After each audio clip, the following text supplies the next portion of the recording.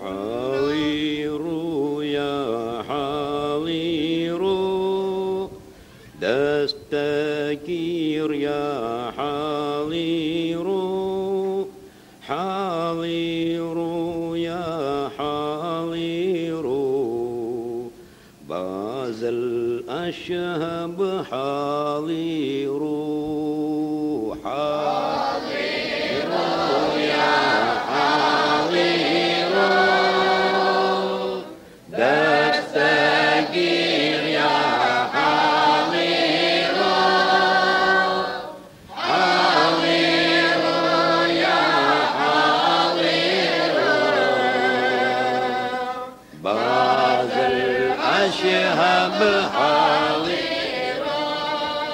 حاضر يا حاضر قطب الأقطاب حاضر حاضر يا حاضر غوث الأعظم حاضر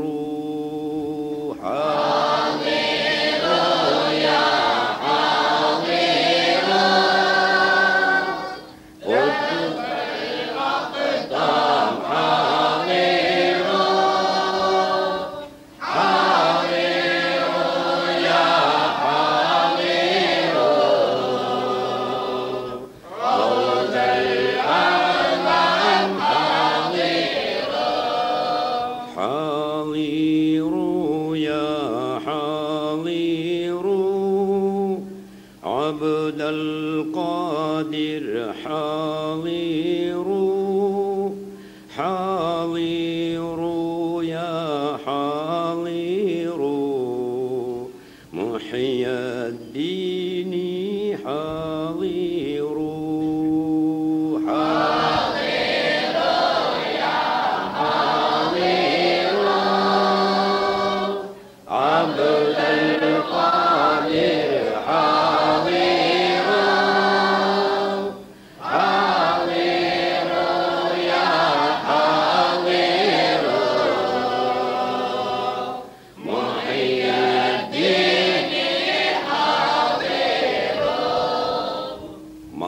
கரசான மன்னர்க்கு மன்னாக வந்த மகாராஜனியே மண்டிசையும் விண்டிசையும் மெண்டிசையும் நின்றசையும் வாசனாம் போஜனியே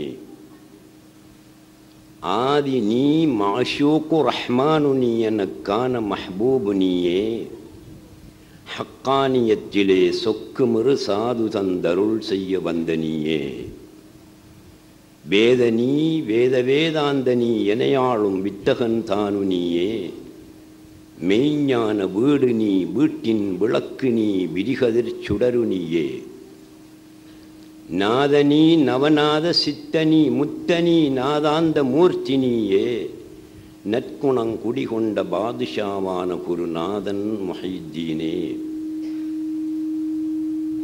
அண்டகோடிகளுமோர் பந்தன கைக்குள் அடக்கி விளையாட வல்லீர் அகில மீறேளினையும் ஆடுங் கரங்கு போல் ஆட்டி விளையாட வல்லீர் மண்டலத் தண்டரை அழைத்தரு கிருத்தியே வைத்து விளையாட வல்லீர் மண்ணகமும் விண்ணகமும் அணுவை தொலைத்ததின் மாட்டி விளையாட வல்லீர் கண்டித்த கடுகில் எழுகடலை புகட்டி கலைக்கு விளையாட வல்லீர் கருசரிய சித்தலாம் வல்ல நீர் அடிமையன் கண்முன் பரிசித்தில்லையோ நண்டளந்திடு நாளியாவனோ தேவரீர் நல்லடிக்களாக்கியும் நற்குணங் குடிகொண்ட பாதுஷாவான குருநாதன் முஹைத்தீனே. நான் சொல்லித்தாரது சொல்லுங்க. ஷேக் முஹைத்தீன் سيد محي الدين غوث محي الدين قطب محي الدين بير محي الدين فقير محي الدين بابا محي الدين مخدوم محي الدين सुल्तान मुहिद्दीन बादशाह मुहिद्दीन दस्तगीर मुहिद्दीन दरवेश मुहिद्दीन ख्वाजा मुहिद्दीन अब्दुल कादिर जीलानी शेख मुहिद्दीन सैयद मुहिद्दीन गौस मुहिद्दीन कुतुब मुहिद्दीन पीर मुहिद्दीन फ़कीर मुहिद्दीन बावा मुहिद्दीन मखदूम मुहिद्दीन सुल्तान मुहिद्दीन बादशाह मुहिद्दीन दस्तगीर मुहिद्दीन दरवेश मुहिद्दीन ख्वाजा मुहिद्दीन अब्दुल कादिर जीलानी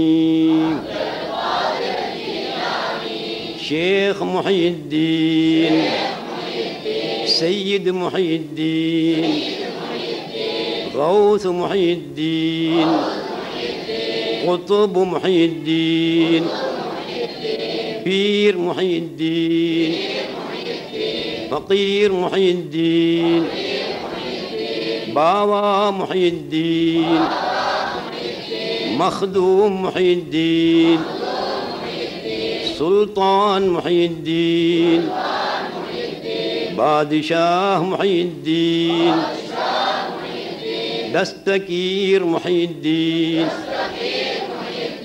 दरवेश मुहिद्दीन ख्वाजा मुहिद्दीन अब्दुल कादिर जीलानी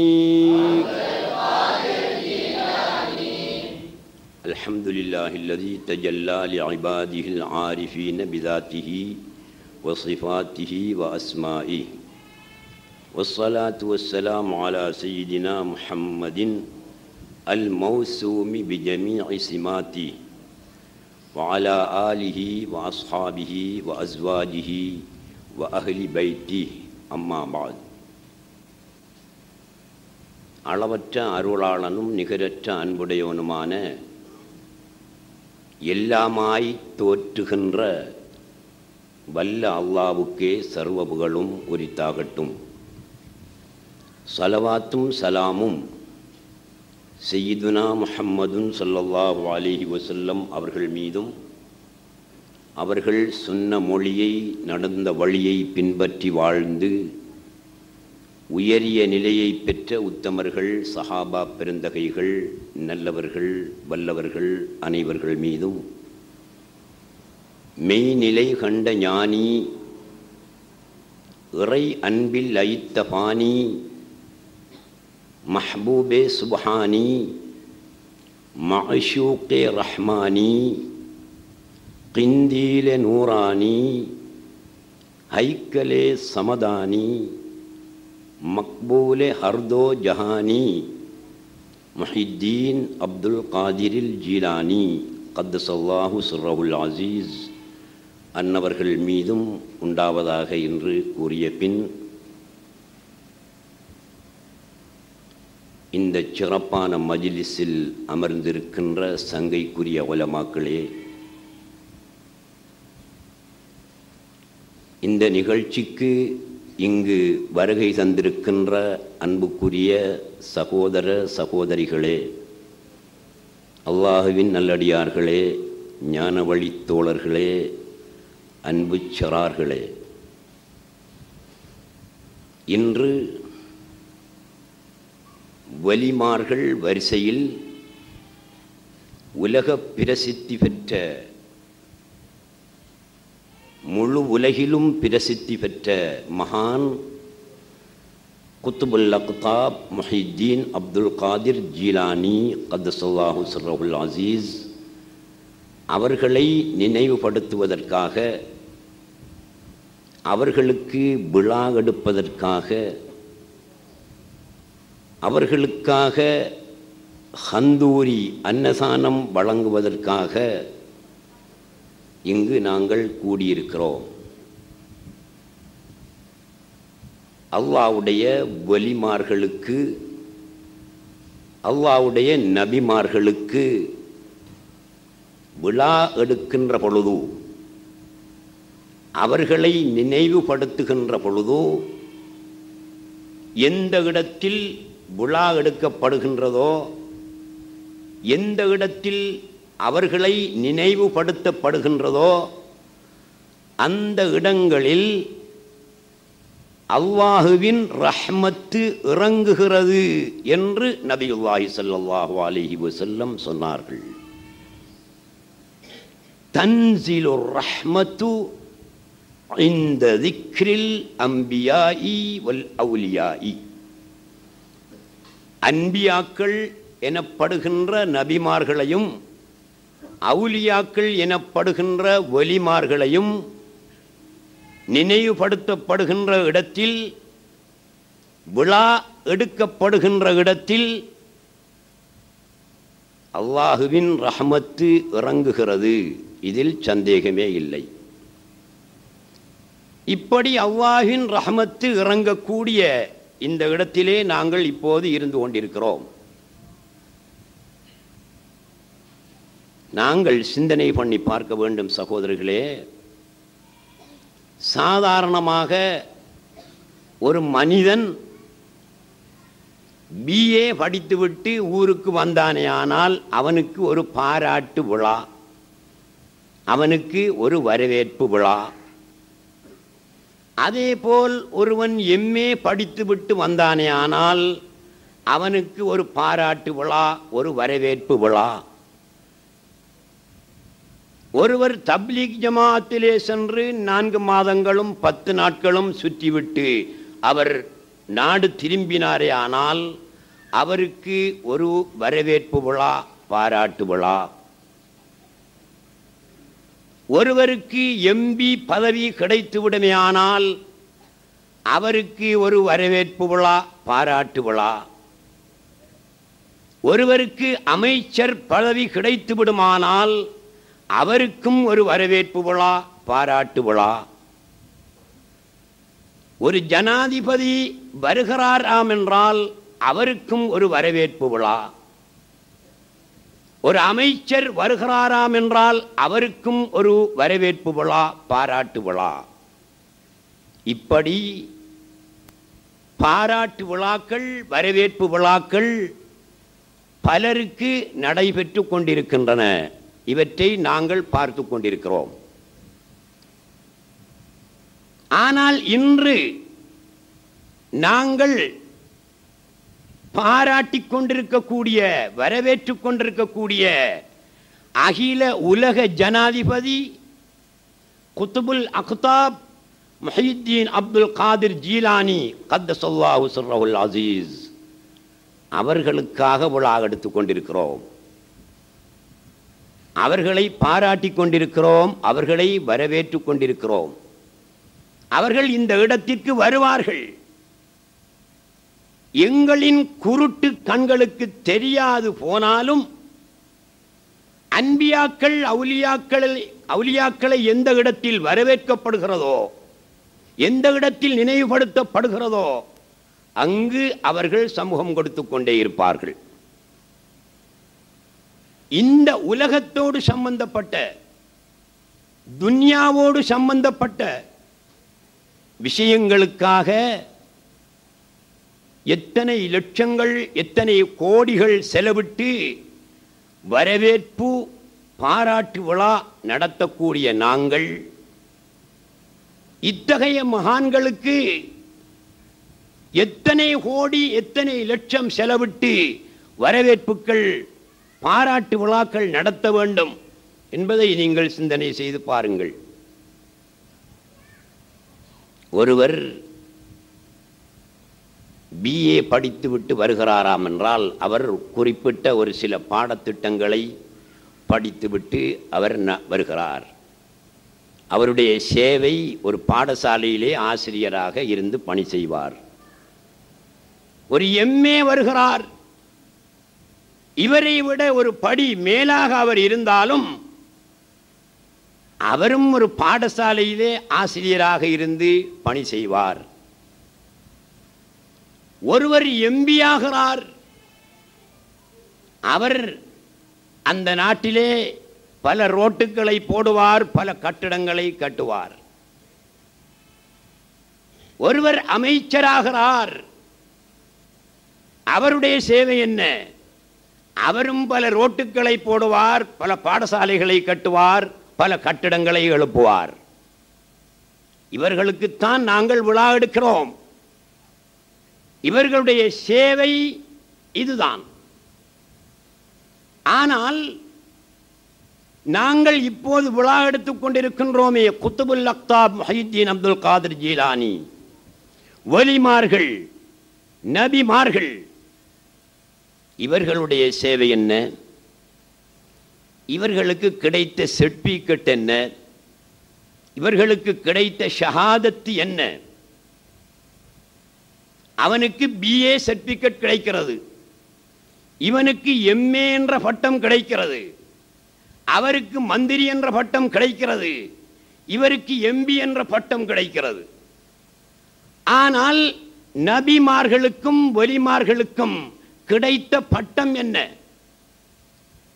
அவர்களுக்கு கிடைத்த சர்டிபிகேட் என்ன?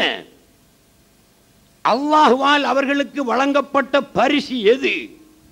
இதை நாங்கள் சிந்தனை பண்ணி பார்த்தோமானால் விழா எடுப்பதற்கும் பாராட்டு நடத்துவதற்கும் தகுதியானவர்கள் அன்பியாக்களும் மௌலியாக்களும் தான். மற்றவர்கள் தகுதியற்றவர்கள்.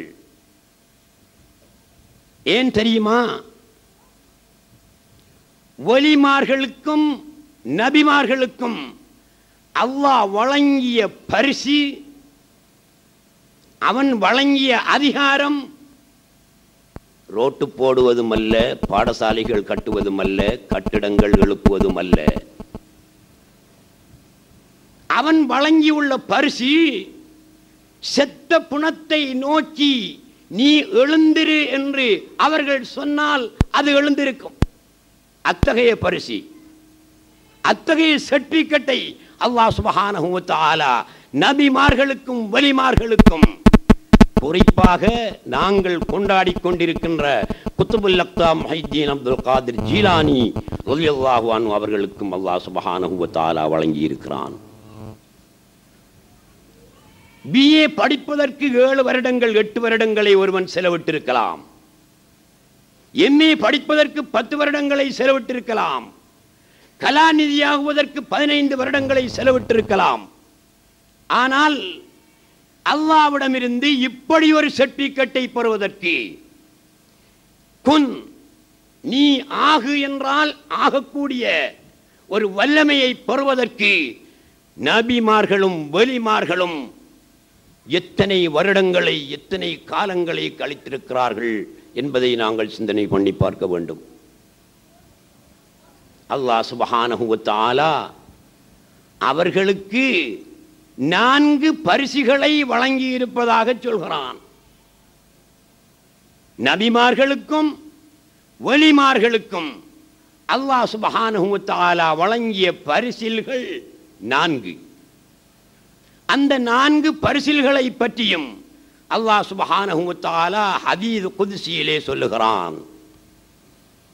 லா யஸாலுல் அப்து யதகர்ரபு இலைய பின்னவாஃபிலி ஹத்தா உஹிப்பஹு ஃபஇதா அஹ்பப்துஹு குந்து ஸம்அஹு அல்லதி யஸ்மஉ பிஹி வ பஸரஹு அல்லதி யப்ஸுரு பிஹி وَيَدَهُ الَّتِي يَبْطِشُ بِهَا وَرِجْلَهُ الَّتِي يَمْشِي بِهَا. அல்லாஹ் சுப்ஹானஹு வ தஆலா அவர்களுக்கு வழங்கிய பரிசில்கள் இந்த 4 தான். லா யஸாலுல் அப்து யதகர்ரபு இலைய பின்னவாஃபில், என்னுடைய அடியான் நவாஃபில் என்ற வணக்கங்களை கொண்டு என்னளவில் நெருங்கிக் கொண்டே இருப்பான். அவ்வாறு அவன் நெருங்கி வருகின்ற பொழுது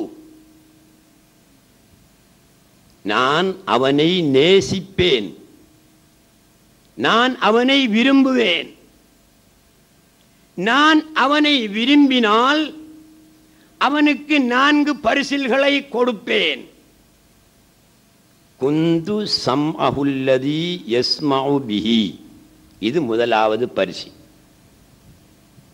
இது குத்துபு நாயகத்துக்கு மாத்திரம்தான் இந்த பரிசு கிடைக்கும் என்று நினைக்காதீர்கள். நாங்கள் ஒலிமார்களானால் எங்களுக்கும் கிடைக்கும். பெண்கள் ஒலியத்துக்கள் ஆனால் பெண்களுக்கும் கிடைக்கும். எவரை அல்லாஹ் சுப்ஹானஹு வ தஆலா விரும்புகிறானோ அவர்களுக்கு அந்த பரிசில்களை அவன் வழங்குவான். முதலாவது பரிசு என்ன? குந்து சம்அஹுல்லதி யஸ்மஉ பிஹி, இந்த மனிதன் கேட்கக்கூடிய கேள்வியாக நான் ஆகுவேன். இது முதலாவது பரிசு. இரண்டாவது பரிசு வபஸரஹுல்லதி யப்ஸுரு பிஹி, இந்த மனிதன் பார்க்கக்கூடிய பார்வையாக நான் ஆகுவேன். இது இரண்டாம் பரிசு. மூன்றாவது பரிசு வயதஹுல்லதி யப்திஷு பிஹா, இந்த மனிதன் பிடிக்கக்கூடிய கையாக நான் ஆகுவேன். இது மூணாம் பரிசு. நாலாவது பரிசு வரிஜ்லஹுல்லதி யம்ஷி பிஹா, இந்த மனிதன் நடக்கக்கூடிய காலாக நான் ஆகுவேன்.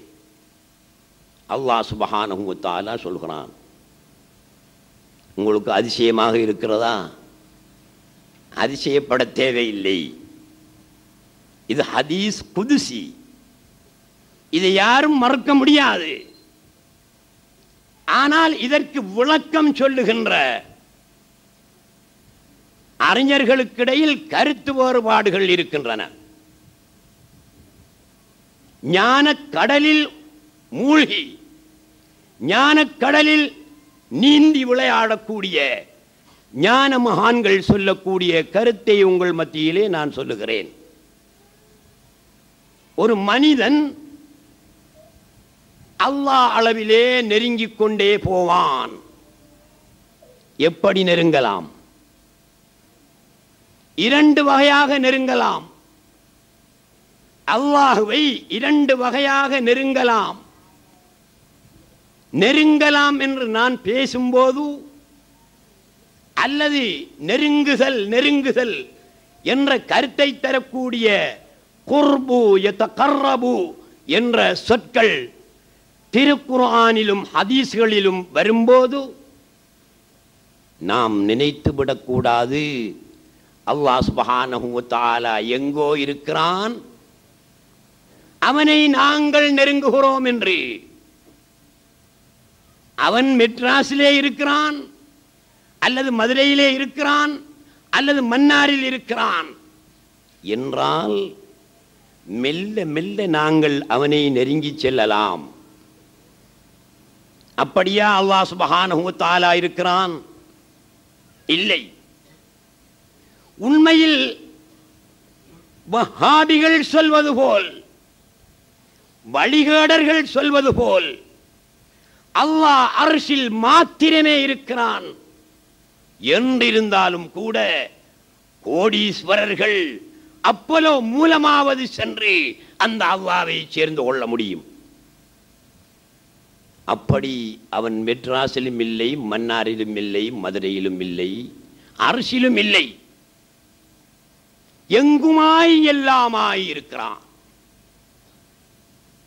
எல்லாத்திலும் இருக்கிறான் என்று நீங்கள் நினைத்து விடாதீர்கள். ஈமான் பிழையாகிவிடும், ஷிர்க் ஏற்பட்டுவிடும். ஆரம்ப காலத்தில் இப்படியான கருத்துத்தான் மக்கள் மத்தியிலே சொல்லி வரப்பட்டிருக்கிறது. இறைவன் தூணிலும் இருப்பான், துரும்பிலும் இருப்பான் எல்லாரும் சொல்வார்கள். அந்த கதை ஏறத்தாழ 20-22 வருஷமா இல்லாம போச்சு. அதையும் நாங்கள் பிழை என்றுதான் சொல்வோம்.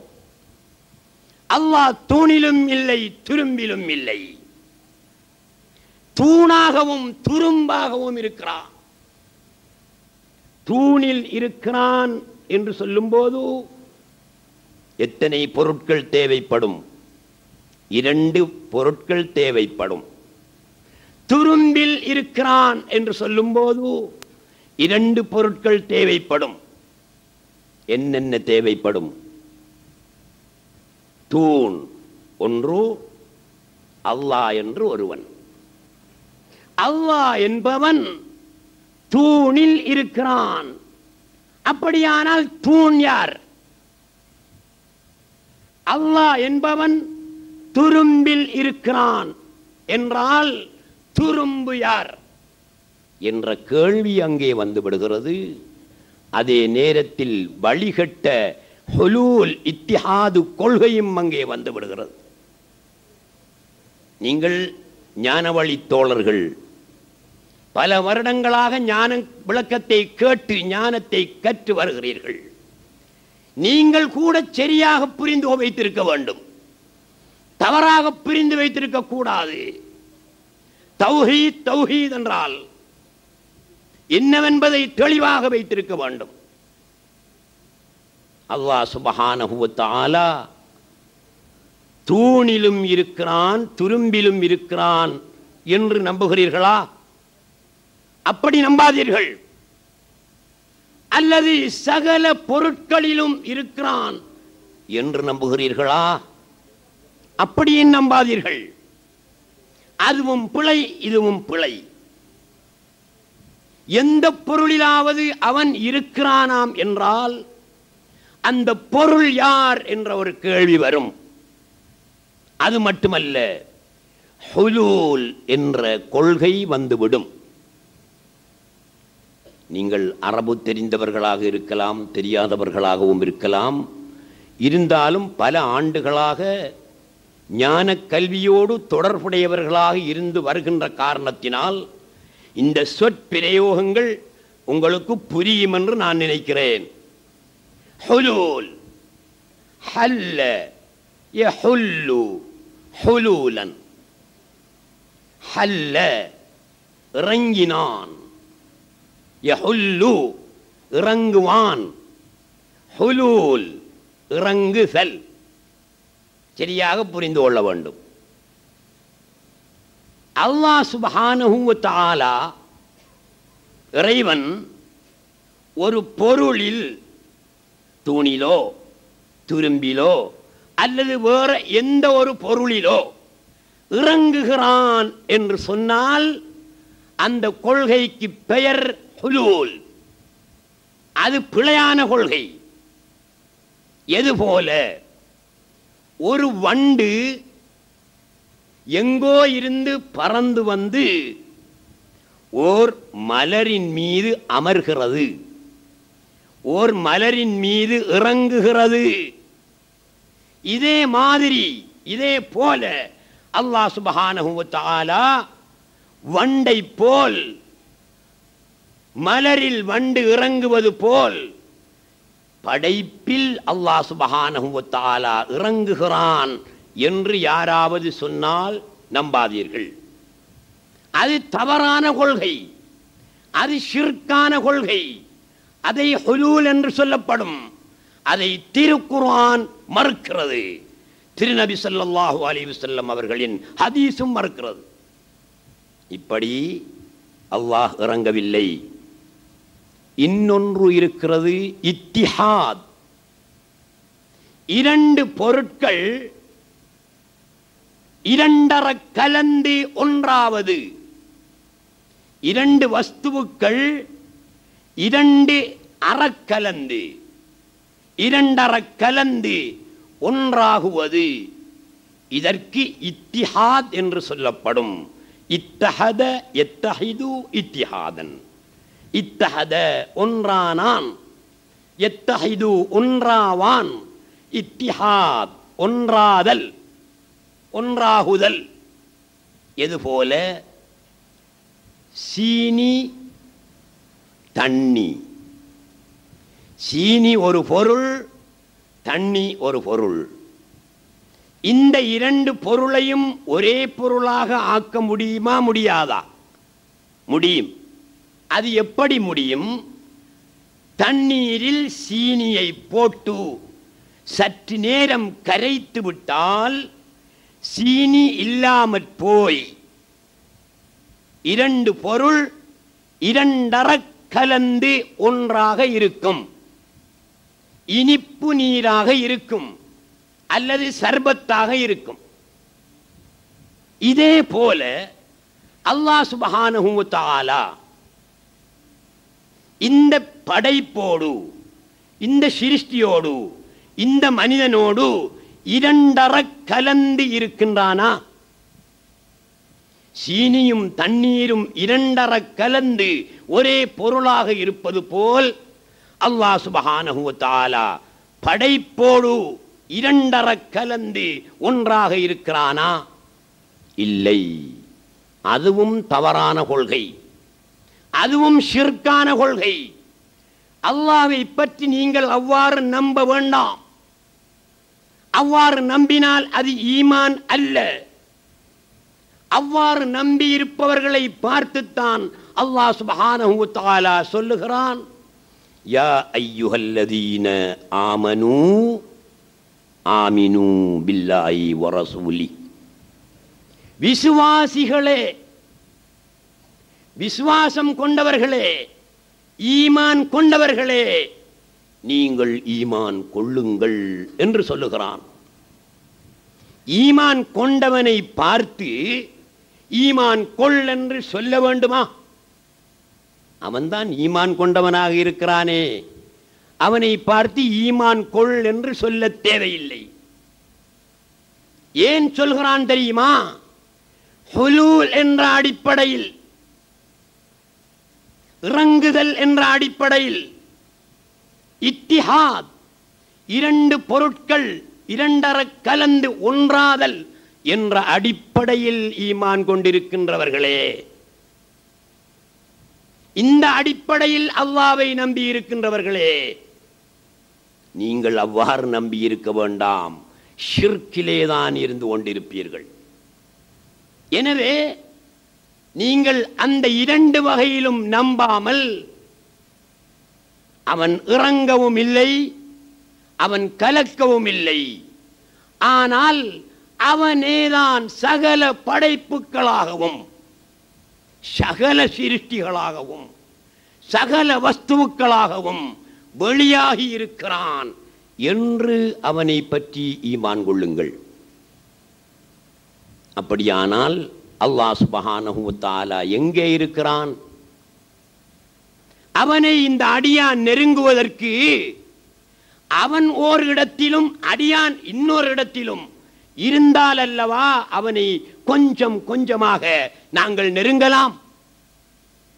அவனேதான் எல்லாமாயும் நீயாயும் நானாயும் சகல வஸ்துவாயும் அவனேதான் இருக்கும்போது அவனை எப்படி நெருங்குவது, எங்கே தேடுவது? கோடி கோடி மானிடர்கள் கோதையுனை நாடியோடி தேடி தேடி மாண்டவர்கள் என் தங்கமே உன்னை தேடி திகைத்தாரடி. கோடி கோடி மானிடர்கள் கோதையுனை நாடி ஓடி தேடி தேடி மாண்டவர்கள் என் தங்கமே உன்னை தேடி திகைத்தாரடி, தேடி தடுமாறினாரடி. எங்கே தேடுவது? அல்லாஹ் சுப்ஹானஹு வ தஆலாவை நெருங்குவதற்கு அவன் எங்கே இருக்கிறான்? அவனை எங்கே தேடுவது? நீங்கள் காலமெல்லாம் தேடி அலைந்தாலும் காலம் வீணாய் போகுமே தவிர அவனை தேடி பிடிக்க முடியாது. இந்த உலகத்தில் ஒரு சிலர் அல்ல, கோடி கோடி மானிடர்கள், கோடிக்கணக்கானோர், கோடி கோடி மானிடர்கள் கோதையுனை நாடி ஓடி தேடி தேடி மாண்டு போனார்கள். தேடி தேடியே அவர்களுடைய காலம் போய்விட்டது. தேடி பிடிக்க முடியாமல் போய்விட்டது. இன்னும் சிலர் தேடி திகைத்தாரடி, விஷயம் புரியாமல் தடுமாறி நின்றார்களடி என்று தோனா மௌலானா அவர்கள் கூறுகிறார்கள். எங்கே தேடுவது?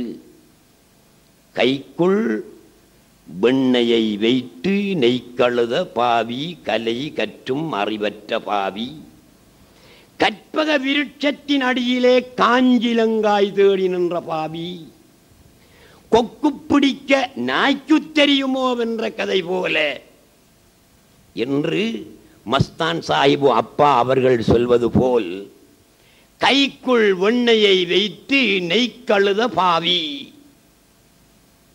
வெண்ணையில் நெய் எடுக்கலாம், தேங்காய் பூவில் தேங்காய் பால் எடுக்கலாம். தேங்காய் பூவை கைக்குள் வைத்துக்கொண்டு ஒருவன் அலைந்து திரிகிறான். ஒருவன் கேட்கிறான், எங்கிருந்து வாரா மச்சான் அப்படி என்று கேட்டான். நான் அக்கரைப்பத்துக்கு போய், பெத்துவில்லுக்கு போய், சேம்பலாந்துவு போய், மன்னாருக்கு போய், காலிக்கு போய் இப்போ கொழும்புக்கு வந்திருக்கேன். என்னத்துக்கு இப்படியெல்லாம் தேடி அலையிறீங்க? தேங்காய் பால் கொஞ்சம் வேணும், அதற்காகத்தான் இப்படியெல்லாம் தேடி அலைகிறேன் என்று சொன்னான். உங்களோட கையில் இருக்கிற எண்ணெய் அது பேக்கு, அதுக்குள்ள என்ன இருக்கி? தேங்காய் இருக்கி.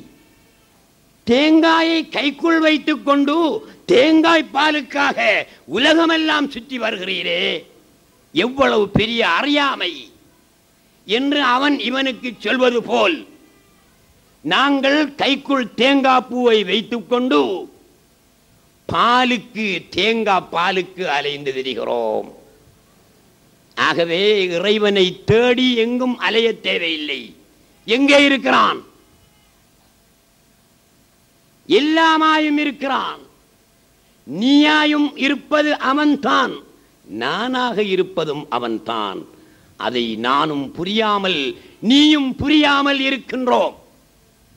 நான் என்றிருந்தேனே நாளும் கழிந்தேனே, நான் என்றிருந்தேனே நாளும் கழிந்தேனே, தானாயிருந்த தன்னை அறியேனே.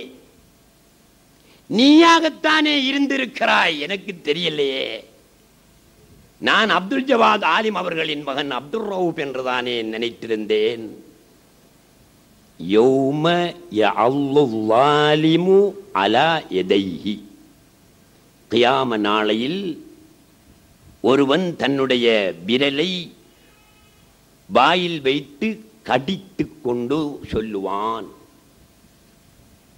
யௌம யகூலு ஸாலிமு வா ஹஸ்ரதா அலா மா ஃபர்ரத்து ஃபீ ஜம்பில்லா, வா ஹஸ்ரதா அலா மா ஃபர்ரத்து ஃபிஸ் ஸலாஹ், வா ஹஸ்ரதா அலா மா ஃபர்ரத்து ஃபிஸ் ஸௌம், வா ஹஸ்ரதா அலா மா ஃபர்ரத்து ஃபிஸ் ஸகா, வா ஹஸ்ரதா அலா மா ஃபர்ரத்து ஃபில் ஹஜ் என்று அல்லாஹ் சொல்லியிருக்கான் குர்ஆன்ல. அல்லாஹ்வோட பேச்சை கொஞ்சம் என்ன செய்யணும்? ஆழமாக சிந்தனை பண்ணி பார்க்க வேண்டும். அல்லாஹ்வுடைய பேச்சை மேலெழுந்த வாரியாக பார்க்க கூடாது, மிக ஆழமாக நோட்டமிட்டு பார்க்க வேண்டும். அவன் என்னையும் உங்களையும் போல் பேசுபவன் அல்லன். மறுமையில் அநீதியாளன், அநியாயக்காரன் தன்னுடைய விரலை வாயில் வைத்து கடித்து கொண்டு சொல்வான், வா ஹஸ்ரதா, அப்சோஸ், கை சேதமே, பெருங்கவலையே, துக்கமே, ஐயோ, அலாமா ஃபர்ரத்து ஃபீ ஜம்பில்லா, அல்லாஹ்வுடைய விஷயத்தில் நான் திறக்குறைச்சல் செய்து விட்டேன், அல்லாஹ்விலே திறக்குறைச்சல் செய்து விட்டேன், அல்லாஹ்விலே குறைபாடு செய்து விட்டேன், இது என்ன நியாயம் என்று வாய்க்குள் விரலை வைத்து கடித்துக் கொண்டு அநீதியாளன் சொல்வான். யார் அந்த அநீதியாளன்? வா ஹஸ்ரதா அலா மா ஃபர்ரத்து ஃபிஸ் ஸலாஹ், தொழுகையில் திறக்குறைச்சல் செய்து விட்டேனே, ஐயோ, என்று சொல்ல மாட்டான். அப்படி அல்லாஹ் சொல்லவில்லை. வா ஹஸ்ரதா அலா மா ஃபர்ரத்து ஃபிஸ் ஸௌ, நோன்புடைய விஷயத்திலே தரக்குறைச்சல் செய்து விட்டேனே ஐயோ என்று சொல்ல மாட்டான். வா ஹஸ்ரதா அலா மா ஃபர்ரத்து ஃபிஸ் ஸக்கா, ஜக்காத்துடைய விஷயத்திலே நான் தரக்குறைச்சல் செய்து விட்டேனே ஐயோ என்று கவலைப்பட மாட்டான். வா ஹஸ்ரதா அலா மா ஃபர்ரத்து ஃபில் ஹஜ், ஹஜ்ஜுடைய விஷயத்திலே நான் தரக்குறைச்சல் செய்து விட்டேனே என்று கவலைப்பட மாட்டான். எந்த விஷயத்தில் கவலைப்படுவான்? அல்லாஹ்வுடைய விஷயத்தில் திறக்குறைச்சல் செய்து விட்டேனே, பொடுபோக்காக இருந்து விட்டேனே, கவன ஈனமாக இருந்து விட்டேனே என்று வாலிம் அநீதியாளன் கை செய்தப்படுவான். அல்லாஹ் சுப்ஹானஹு வ தஆலாவை சரியாக புரிந்து கொள்ளாதவனை அல்லாஹ் சுப்ஹானஹு வ தஆலா எப்படி வர்ணிக்கிறான் தெரியுமா? யௌம யஅல்லு ஸாலிமு அலா யதை, அநீதியாளன், அநியாயக்காரன், வம்பன் என்று அல்லாஹ் சுப்ஹானஹு வ தஆலா அல்லாஹ்வை புரிந்து கொள்ளாதவனை பற்றி திருக்குர்ஆனிலே சொல்லுகிறான். அநீதி என்றால் என்ன? ஏன் இவனை அல்லாஹ் தஆலா அநியாயக்காரன் என்று சொல்ல வேணும்? மடையன், பேன், பைத்தியக்காரன் என்று சொல்லலாம் அல்லவா? ஏன் அநீதியாளன் என்று சொல்கிறான்? ஹுலூல் கொள்கையின்படி, இத்திஹாத் கொள்கையின்படி அல்லாஹ்வை விளங்கினவர்களையும் அல்லாஹ் சுப்ஹானஹு வ தஆலா அநீதியாளன் என்று குறிப்பிடுகிறான். ஏன் தெரியுமா? அநீதி என்றால் என்ன? வல்உ ஷைஇ ஃபீ கைரி மஹல்லி, ஒரு வஸ்துவை எந்த இடத்தில் வைக்க வேண்டுமோ அந்த இடத்தில் வைக்காமல் அதை இன்னொரு இடத்தில் வைப்பது அநீதி. அநீதிக்கு வரைவிலக்கணம் இப்படித்தான் எழுதப்படுகிறது. உல் அநீதி என்றால் என்ன? வல்உ ஷைஇ ஃபீ கைரி மஹல்லி, ஒரு வஸ்துவை எந்த இடத்தில் வைக்க வேண்டுமோ அந்த இடத்தில் வைக்காமல் அதை வேறொரு இடத்தில் வைப்பது அநீதி. ஒரு விஷயத்தை எவ்வாறு விளங்க வேண்டுமோ அவ்வாறு விளங்காமல் அதற்கு மாற்றமாக விளங்கிக் கொள்வது அநீதி. ஆகவே அல்லாஹ் சுப்ஹானஹு வ தஆலாவை நாங்கள் நெருங்க வேண்டும். நெருங்கினால்தான் அவனுடைய பரிசு எங்களுக்கு கிடைக்கும். எப்படி நெருங்குவது? இடத்தை பொறுத்து உள்ள நெருக்கம் அல்ல. அல் குர்புல் மஅனவியு லல் மகானியு, அல்லாஹ்வை நாங்கள் நெருங்குவது என்பது இடத்தை பொறுத்துள்ள நெருக்கம் அல்ல, கருத்தை பொறுத்துள்ள நெருக்கம். எங்களை நாங்கள் புரிந்து கொண்டால், ஒரு வஸ்துவினுடைய யதார்த்தத்தை நாங்கள் புரிந்து கொண்டால் அல்லாஹ்வை நாங்கள் புரிந்து கொண்டோம். உண்ட பேர் என்ன தம்பி? அஸ்மி. இந்த அஸ்மியை புரிந்து கொண்டாரே ஆனால் அல்லாஹ்வை புரிந்து கொண்டார். முஸ்தபாவை புரிந்து கொண்டாரே ஆனால் அல்லாஹ்வை புரிந்து கொண்டார். ஏன்?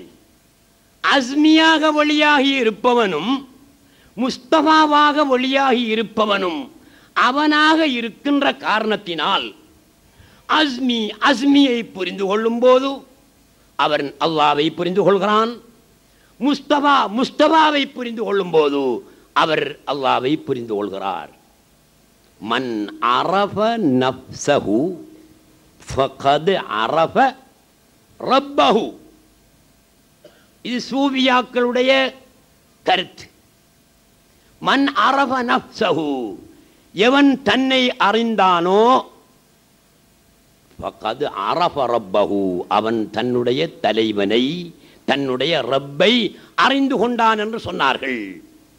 ஆகவே சாம்பலுக்குள்ள நெருப்புத்தணல் கிடக்கு. இப்ப நெருப்புத்தணல் இல்லை என்று நாங்கள் நினைத்துக் கொள்ளாமல் சாம்பலை எல்லாம் ஊதி வெளியாக்கினால் உள்ளே கிடக்கின்ற நெருப்புத்தணல் எங்களுக்கு தெரியும். அதே போல் எங்களை சுத்தம் செய்ய நாங்கள் யார் என்பதை நாங்கள் புரிந்து கொள்ளலாம். நாங்கள் எங்களை அறிவதுதான் அல்லாஹ்வை நெருங்குதல். நாங்கள் எங்களை பற்றி ஆராயும் போது இவர் அஸ்மி என்று பெயர் சொன்னார். எப்ப தம்பி பிறந்தாய்? எத்தனையாம் ஆண்டு பிறந்தாய்? 55 85 1985 ஆண்டு பிறந்தார். 1984 ஆண்டு நீ எங்கே இருந்தாய்? எங்க இருந்தா? மடவகத்துக்குள்ள தாயின் வயிற்றிலே இருந்தார். அதற்கு முன் அவர் எங்கே இருந்தார்? இந்த அஸ்மி 1985 ஆண்டு பிறந்தார். 84 ஆண்டு தாயின் வயிற்றிலே சிசுவாக இருந்தார். 84 ஆண்டிற்கு முன்னர் அவர் எங்கே இருந்தார்? தாயினுடைய தகப்பனுடைய இந்திரியமாக இருந்தார். எத்தனையாம் ஆண்டு பிறந்தாய்? 55 85 1985 ஆண்டு பிறந்தார். 1984 ஆண்டு நீ எங்கே இருந்தாய்? எங்க இருந்தா? மடவகத்துக்குள்ள தாயின் வயிற்றிலே இருந்தார். அதற்கு முன் அவர் எங்கே இருந்தார்? இந்த அஸ்மி 1985 ஆண்டு பிறந்தார். 84 ஆண்டு தாயின் வயிற்றிலே சிசுவாக இருந்தார். 84 ஆண்டிற்கு முன்னர் அவர் எங்கே இருந்தார்? தாயினுடைய தகப்பனுடைய இந்திரியமாக இருந்தார். இவர் தனி இந்திரியம்தான், தனி விந்துதான். அது இன்று அஸ்மியுடைய சூரத்தை பெற்றிருக்கிறது. தாயினுடைய விந்தாக தந்தையினுடைய விந்தாக ஆகுவதற்கு முன் இவர் எங்கே இருந்தார்?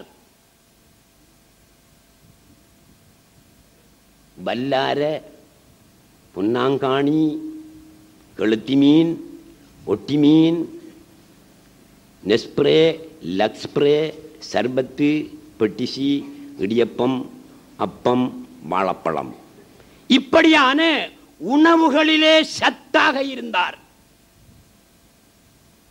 இப்படியான உணவுகளிலே சத்தாக இருந்தார். இவங்க வாப்பா அன்னாசி பழத்தை சாப்பிட விருப்பம் ஏற்பட்டுச்சு, சாப்பிட்டார். வாழைப்பழத்தை சாப்பிடுவதற்கு விருப்பம் ஏற்பட்டு சாப்பிட்டார். மீனை சாப்பிட்டார், இறைச்சை சாப்பிட்டார், பாலை குடித்தார். அவற்றில் உள்ள சத்துக்கள் இவருடைய தகப்பனின் உடலில் ஏறியது, இரத்தமாக இருந்தது. அந்த சத்துக்கள் இரத்தம் வடிவம் பெற்று இவருடைய தந்தையுடைய உடலிலே இரத்தமாக இருந்தது. அந்த இரத்தம், அதே இரத்தம் இந்திரியத்தினுடைய வடிவத்தை பெற்றது. அதே இந்திரியம் இவருடைய தகப்பனுக்கு ஆசை ஏற்பட்ட பொழுது இவர் உடல் உறவு கொண்டார்.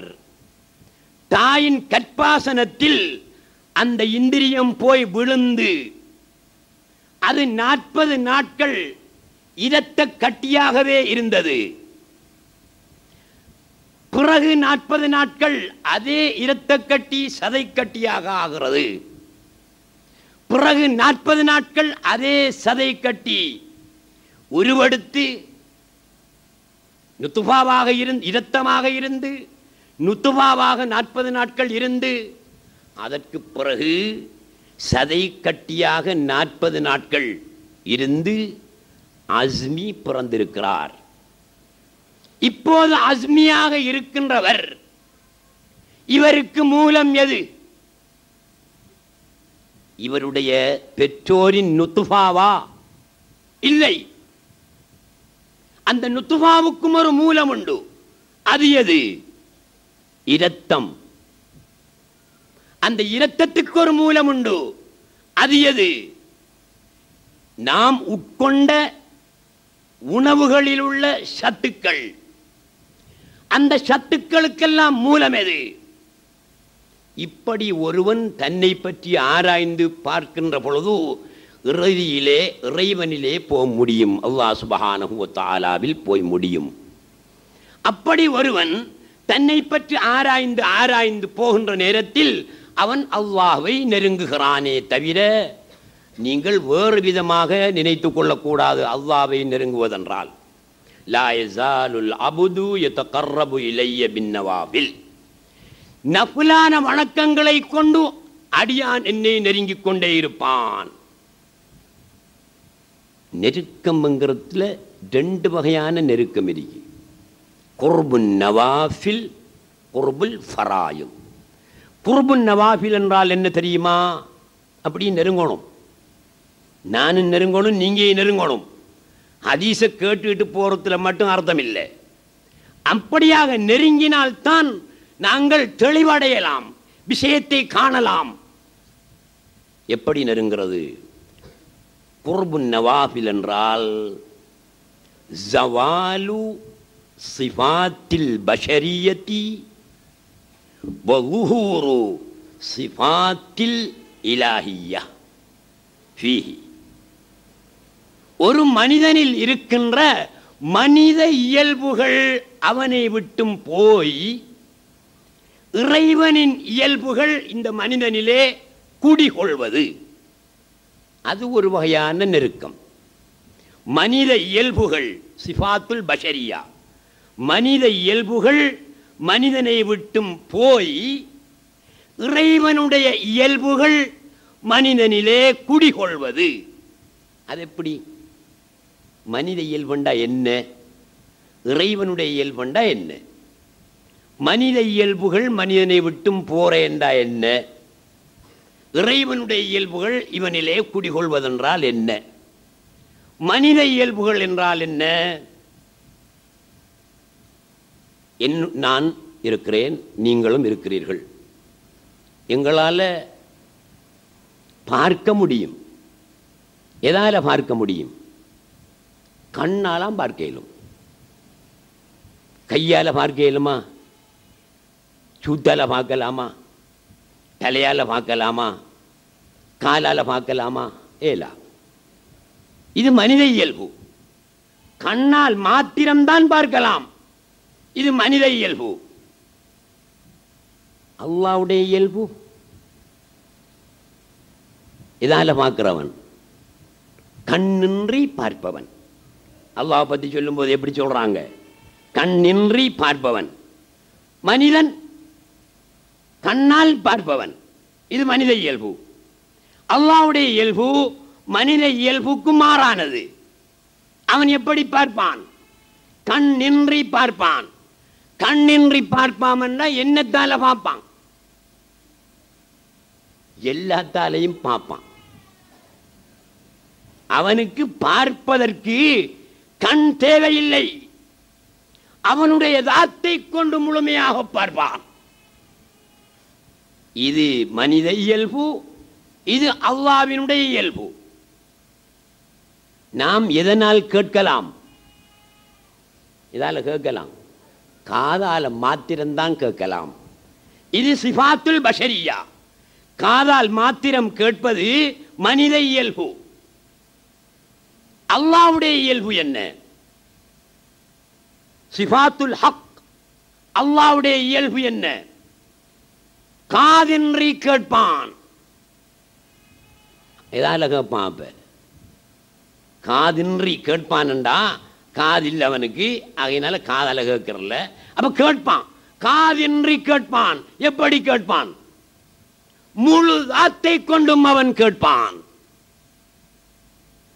நுகர்தல், பார்க்கிறது, கேட்கிறது, நுகர்தல். நாங்கள் ஒரு நாற்றத்தையோ அல்லது ஒரு மணத்தையோ நுகர்கிறோம். எதனால் நுகர்கிறோம்? மூக்கால் நுகர்கிறோம். யாரு சரி? தலையாலம் நுகர்றதா, காலால நுகர்றையா? இல்லை. இது மனித இயல்பு. மூக்கால் நுகர்வது மனித இயல்பு. அல்லாஹு தஆலாவுடைய இயல்பு இதற்கு மாறானது. அவன் நுகர்வான். எதை கொண்டு நுகர்வான்? மூக்கின்றி நுகர்வான். அப்படியானால் எதை கொண்டு நுகர்வான்? அவனுடைய முழு தாத்தை கொண்டும் அல்லாஹ் சுப்ஹானஹு வ தஆலா நுகர்வான். இது மனித இயல்பு, அது அல்லாஹ்வுடைய இயல்பு. மனித இயல்பு போக வேணும். கண்ணால் பார்க்கும் நிலை மாற வேணும், காதால் கேட்கும் நிலை மாற வேணும், மூக்கால் நுகரும் நிலை மாற வேணும். முழு உடலாலும் பார்க்கும் நிலை, முழு உடலாலும் கேட்கும் நிலை, முழு உடலாலும் நுகரும் நிலை, இது ஏற்பட வேண்டும். ஹக் தஆலாவுடைய தன்மை இயல்பு இந்த அடிமையிலே வெளியாக வேணும். இந்த அடிமையினுடைய இந்த இயல்புகள் எல்லாம் அவனை விட்டு போக வேணும். அடுத்தது மனித இயல்புல உள்ளது எது? இந்த கண்ணால எதை பார்க்கலாம்? மிக தூரத்தில் உள்ளதையும் பார்க்க முடியாது, மிகவும் நெருக்கமானதையும் பார்க்க முடியாது. நடுத்தரமான ஒன்றைத்தான் எங்களுடைய கண்ணால் பார்க்க முடியும். இது மனித இயல்பு. அக்கரப்பத்தில் போற ஒரு பூச்சை இங்கிருந்து பார்க்கலாமா? நாம அக்கரப்பத்தில் ரோட்ல ஒரு பண்டொண்டு போயிட்டு இருக்கி, அதை இங்கிருந்து பார்க்கலாமா? பார்க்க இயலாது. ஏன்? அது மிக தூரம். மிக தூரத்தில் உள்ளதை எங்களுடைய கண் பார்க்காது, மிகவும் நெருக்கமானதையும் எங்களுடைய கண் பார்க்காது. எதை போல? கண்ணுக்கு முன்னால் இருக்கின்ற கண் இமையை போல. கண் இமை கண்ணுக்கு பின்னாலாயிருக்கி, புரடி பக்கமாயிருக்கி இல்லை, கண்மணிக்கு முன்னால் தான் கண் இமை இருக்கிறது. இந்த இமை கண்ணுக்கு தெரியுதா? தெரிய மாட்டாது. காரணம் மிக நெருக்கம். எனவே மனித இயல்பு மிக தூரத்தில் உள்ளதையும் பார்க்காது, மிகவும் நெருக்கமானதையும் பார்க்காது, நடுத்தரமானதை பார்க்கும். இது சிஃபாத்துல் பஷரியா. அல்லாஹ்வின் இயல்பு தூரத்தில் உள்ளதையும் பார்க்கும், மிக நெருங்கியதையும் பார்க்கும், நடுத்தரமானதையும் பார்க்கும். இது அல்லாஹ்வின் இயல்பு. கருங்கடலின் உள்ளே, காரிருளிலே, கருங்கடலின் உள்ளே உள்ள கட்டெறும்பை காண்பான். அந்த கட்டெறும்பின் ஓசையையும் கேட்பான். எப்படியான இயல்பு அவண்ட? இது மனித இயல்பு கட்டுப்பாடுடையது. இறைவனின் இயல்பு கட்டுப்பாடு இல்லாதது. ஆகவே இந்த மனிதனுடைய இயல்புகள் மாறி போய் கட்டுப்பாடற்ற அல்லாஹ்வின் இயல்புகள் இவனிலே இயங்குவது, குடிகொள்வது, இதைத்தான் குர்புன் நவாஃபில் என்று சொல்வார்கள். இப்படி நெருங்குவதும் ஒரு நெருக்கம். அதுக்கு என்ன செய்யலாம்? அதுக்கு என்ன செய்யலாம்? முஜாஹதா, ஜிஹாது செய்ய வேணும். ஜிஹாத் என்றால் ஆயுதம் தாங்கி போர் செய்வதல்ல. யாருடன் போர் செய்ய வேணும்? அஅதா அதுவிக நஃப்சுகல்லதி பைன ஜம்பைக. உன்னுடைய பரம விரோதி எங்கே இருக்கிறான்? உன்னை குழியிலே தள்ளக்கூடிய, உன்னை முஷ்ரிக்காக்கக்கூடிய, உன்னை காபிராக்கக்கூடிய உன்னுடைய நஃப்ஸ் தான் உன்னுடைய விரோதி. அந்த நஃப்ஸோடு போர் செய்ய செய்ய இந்த தன்மைகள் நீங்கி அந்த தன்மைகள் குடிகொள்ளும். அப்படி யாருக்காவது குடிகொண்டிருக்குமா? நீ கேள்விப்பட்டிருக்கிறீங்களா? சாதாரணமாக இரண்டொன்று சொல்கிறேன். உங்களுக்கு தெரியும், உமர் ரலியல்லாஹு தஆலா அன்ஹு அவர்கள் ஒரு சஹாபியை ஈரான் நாட்டில் இருக்கின்ற நஹாவந்தி என்ற ஊருக்கு படை தளபதியாக அனுப்பி வைத்தார்கள் மதீனாவில் இருந்து. ஒரு நாள் உமர் ரலியல்லாஹு தஆலா அன்ஹு மிம்பரிலே பிரசங்கம் செய்து கொண்டிருக்கிற போது சொன்னார்கள், சாரியாவே, தளபதி சாரியாவே, படைத்தலைவனே, உங்களை தாக்குவதற்கென்று எதிரிகள் வந்து கொண்டிருக்கிறார்கள், நீங்கள் ஜாக்கிரதையாக இருந்து கொள்ளுங்கள் என்று மிம்பரிலே நின்று கொண்டு சொன்னார்கள். அவர்கள் சொன்னது பல்லாயிரம் மைலுக்கு அப்பால் நின்று கொண்டிருந்த தளபதி சாரியாவின் காதிலே கேட்டது. சாரியா உசாரானார், ஜாக்கிரதையாக இருந்தார். உமர் ரலியல்லாஹு அன்ஹு அவர்களிடம் விளக்கம் கேட்டார்கள் தோழர்கள். உமர் ரலியல்லாஹு அன்ஹு விளக்கம் சொன்னார்கள். நான் இவ்வாறு சொன்னது சாரியாவுக்கு கேட்டது, சாரியாவை எதிரிகள் சூழ்ந்ததை நான் பார்த்தேன் என்று விளக்கம் சொன்னார்கள். பல்லாயிரம் மைலுக்கப்பால் சாரியா என்ற தளபதியை எதிரிகள் சூழ்ந்ததை உமர் ரலியல்லாஹு தஆலா அன்ஹு அவர்கள் மிம்பரிலே நின்று கண்டார்களே. எப்படி கண்டார்கள்? எத்தனை திரைகள், அத்தனை திரைகளும் கிழிந்தன. அகப்பார்வைக்கு முன்னால் அத்தனை திரைகளும் கிழியும். பூமிக்கு கீழே இருப்பதை பார்க்கலாம், ஆகாயத்தில் இருப்பதையும் பார்க்கலாம். மின் ஐனைய நூரஹுமா ஃபஇன்ன கல்பி முலீஉன் மா பிஹி வரரு அராபி கல்பிய துன்யாய வ ஆகிரதி வல் கல்பு யுத்ரிகு மா லா யுத்ரிகுல் பஸரு. அல்லாஹ் சுப்ஹானஹு வ தஆலா என்னுடைய இரண்டு கண்களையும் குருடாக்கி விட்டான்.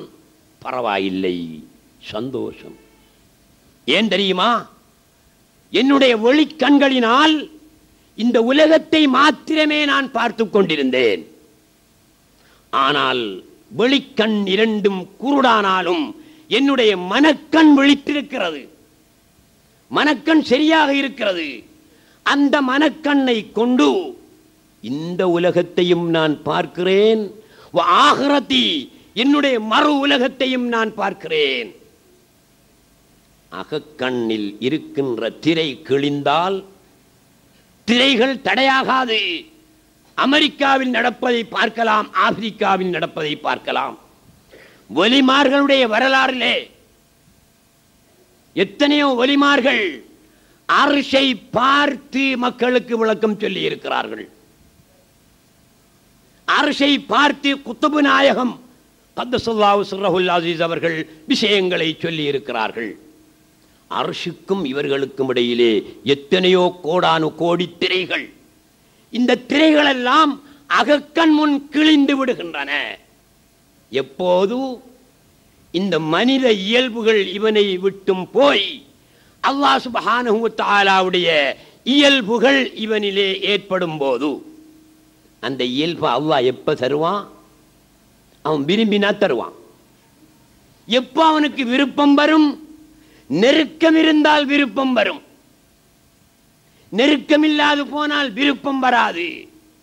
ஆகவே நாங்கள் எங்களை அறிந்து அறிந்து படைப்பை ஆராய்ந்து ஆராய்ந்து அவனை நெருங்கும் போது அவனுக்கு விருப்பம் வரும். விருப்பம் வந்தால் முதல் பரிசாக தருவான். பாரப்பா, இங்கிருந்து கொண்டு காத்தாங்குடியில் இருந்து கொண்டு அமெரிக்காவை பாரு, ஆப்பிரிக்காவை பாரு, கடலுக்கு அடியில் உள்ளதை பாரு. ஒலிமார்கள் எல்லாம் மறைந்த விஷயங்களை சொல்கிறார்களே. எப்படி சொல்கிறார்கள்?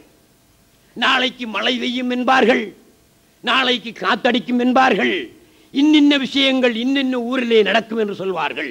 எப்படி சொல்கிறார்கள்? அவர்களுக்கு நிதர்சனமாக தெரிகிறது. அல்லாஹ் சுப்ஹானஹு வ தஆலா இந்த அடியானின் பார்வையாக ஆகினால் அவனுடைய சிவத்து இவனிலே ஒளியாகிறது. அடியானின் கேள்வியாக ஆகிறான், அவனுடைய சிவத்து இவனிலே ஒளியாகிறது. கட்டுப்பாடற்ற நிலையில் பார்க்கிறான், கட்டுப்பாடற்ற நிலையில் கேட்கிறான்.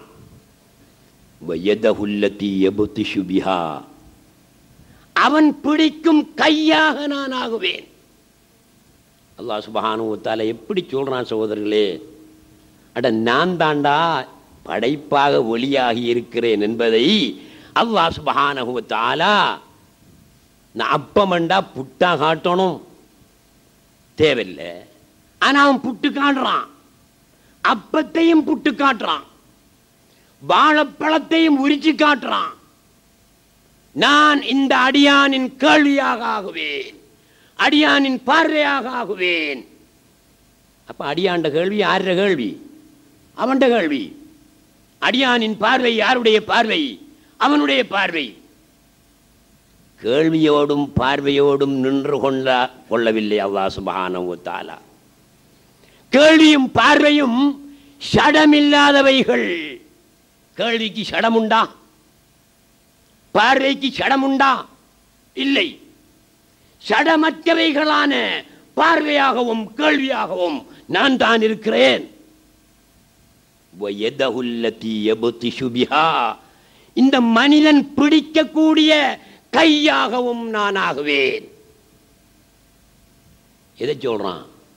ஷடமில்லாத இரண்டு வஸ்துக்களை சொன்ன அல்லாஹ் சுப்ஹானஹு வ தஆலா ஷடமுள்ள இரண்டு வஸ்துக்களையும் குறிப்பிடுகிறான். ஏன்? ஒருவன் சொல்லிடலாம், அல்லாஹு தஆலா இந்த மனிதனுடைய கேள்வியாகவும் பார்வையாகவும் தான் ஆகிறான் என்று அதோடு நின்று கொள்ளலாம்.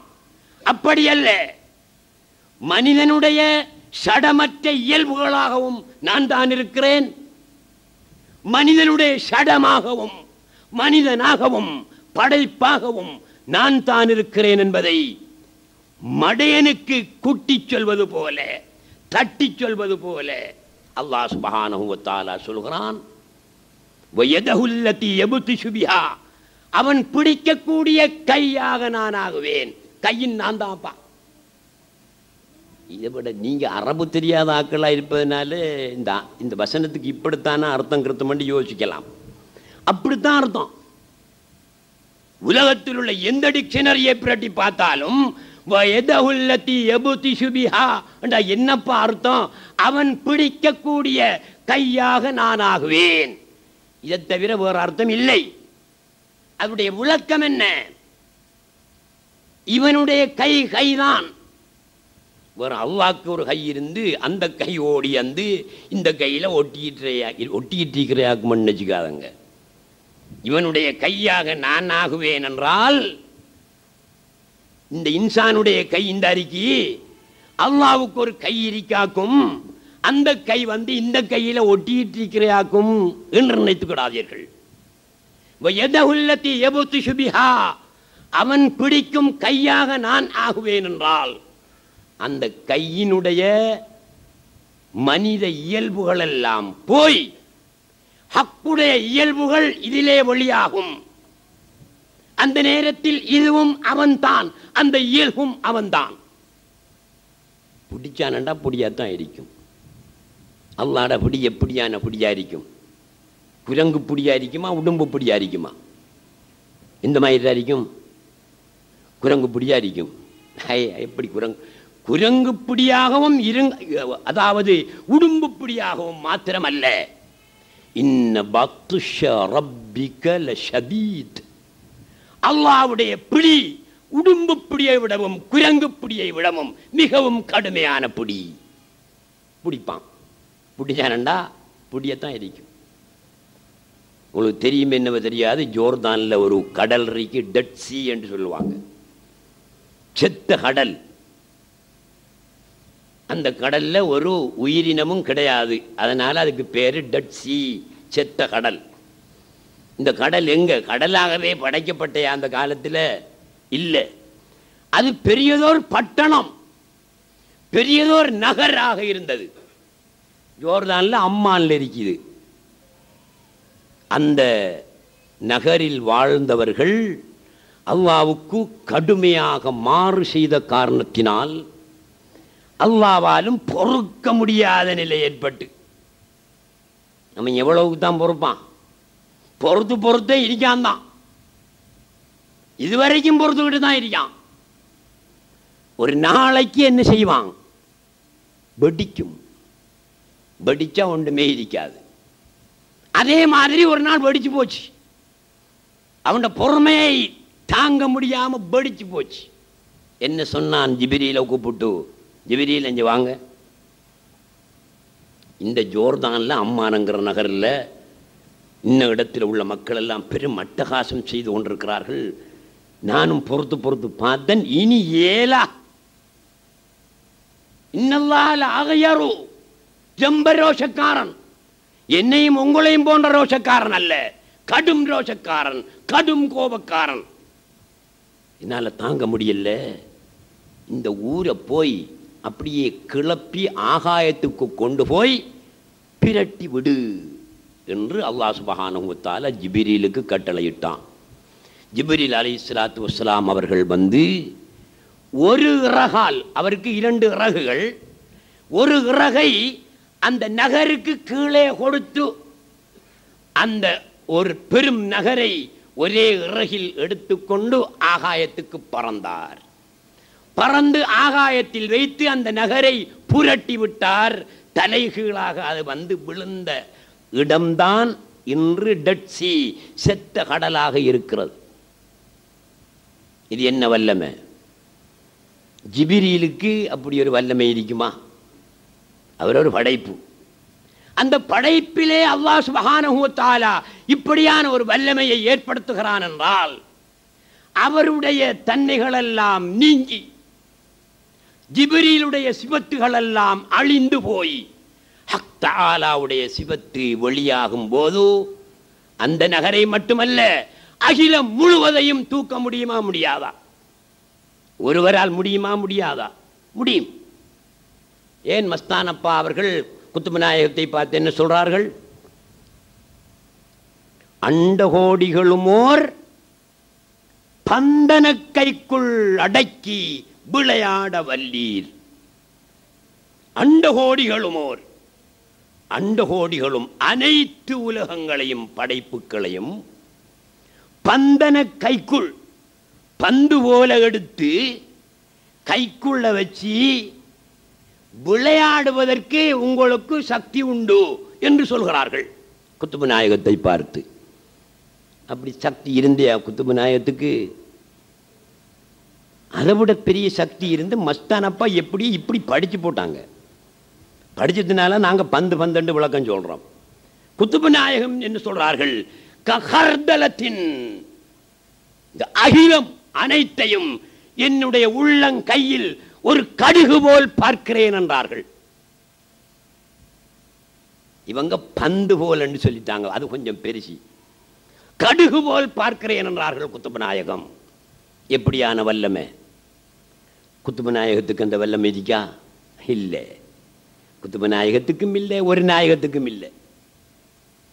அல்லாஹ்வுடைய வல்லமை. அதை அவன் இந்த அடியானுக்கு விரும்பி வழங்குவான். அந்த நேரத்தில் இவனுடைய செயல்கள் அனைத்தும் ஹக்குடைய செயலாக ஆகும். குத்துபு நாயகம் சாப்பிட்ட கோழி முள்ள ஹயாத்தாக்கின சரித்திரம் ஒன்று கேள்விப்பட்டிருப்பீங்க. ஒரு நாள் ஒரு பெண்மணி தன்னுடைய மகனை கொண்டு வந்து கொடுத்தாள். நாயகமே, நீங்க பெரிய மனுஷன், உங்களை போல பெரிய மனுஷனாக என்னுடைய பிள்ளையும் ஆக்கித்தர வேணும் என்று தன்னுடைய மகனை ஒப்படைத்தான் அந்த பெண்மணி. குத்துபு நாயகம் அவனை பாரங்கெடுத்து, தம்பி, குஷ்னிக்குள்ள ரூம் ஒன்றைக்கு, அந்த ரூமுக்குள்ளே நீ இருந்து கொள்ளணும், நான் சொல்கிற மாதிரி எல்லாம் கேட்க வேணும் என்று அவனுக்கு பயிற்சி கொடுத்தே வந்தார்கள். பட்டணி போட்டு, பசியில் போட்டு, தாகத்தில் போட்டு பயிற்சி கொடுத்தே வந்தார்கள். ஒரு நாள் திடீரென்ற அந்த தாய் அங்கே வந்தாள். குத்துபு நாயகம் கோழி பிரியாணியை சாப்பிட்டு முட்களை எல்லாம் முள்ளுகளை எல்லாம் குவித்து விட்டு ஏப்பம் விட்டுக்கிட்டு இருக்காங்க, ஜாம் ஜாமண்டு இருக்காங்க. வந்தாள்.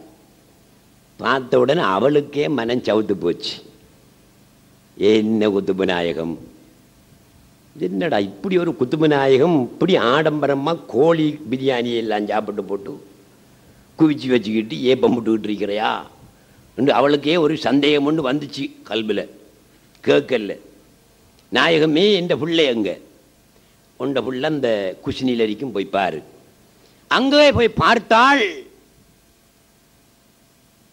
ரொட்டி, காஞ்ச ரொட்டிய தண்ணியில தொட்டு தொட்டு அவன் திங்கான். தாயுடைய மனம் எப்படி இருக்கும்? பதறி போச்சு. ஓடி வந்தாள், குத்துபு நாயகமே, நீங்க குத்துபா, கோழிறைச்சி சாப்பிட்டு, கோழி பிரியாணி சாப்பிட்டு, முட்களை குவித்து விட்டு, ஏப்பம் விட்டு விட்டு இருக்கிறீர்கள். என்னுடைய குழந்தை காய்ந்த ரொட்டியை தண்ணீரில் தொட்டி சாப்பிடுகிறான், இது நியாயமா? குத்துபு நாயகம் சிரிச்சிட்டு சொன்னாங்களாம், கொஞ்சம் அமருங்க அம்மா, அவசரப்படாதங்க, அமருங்க. தன்னுடைய தடியை எடுத்து இந்த முட்களை எல்லாம் ஒன்றாக கூட்டி, கும்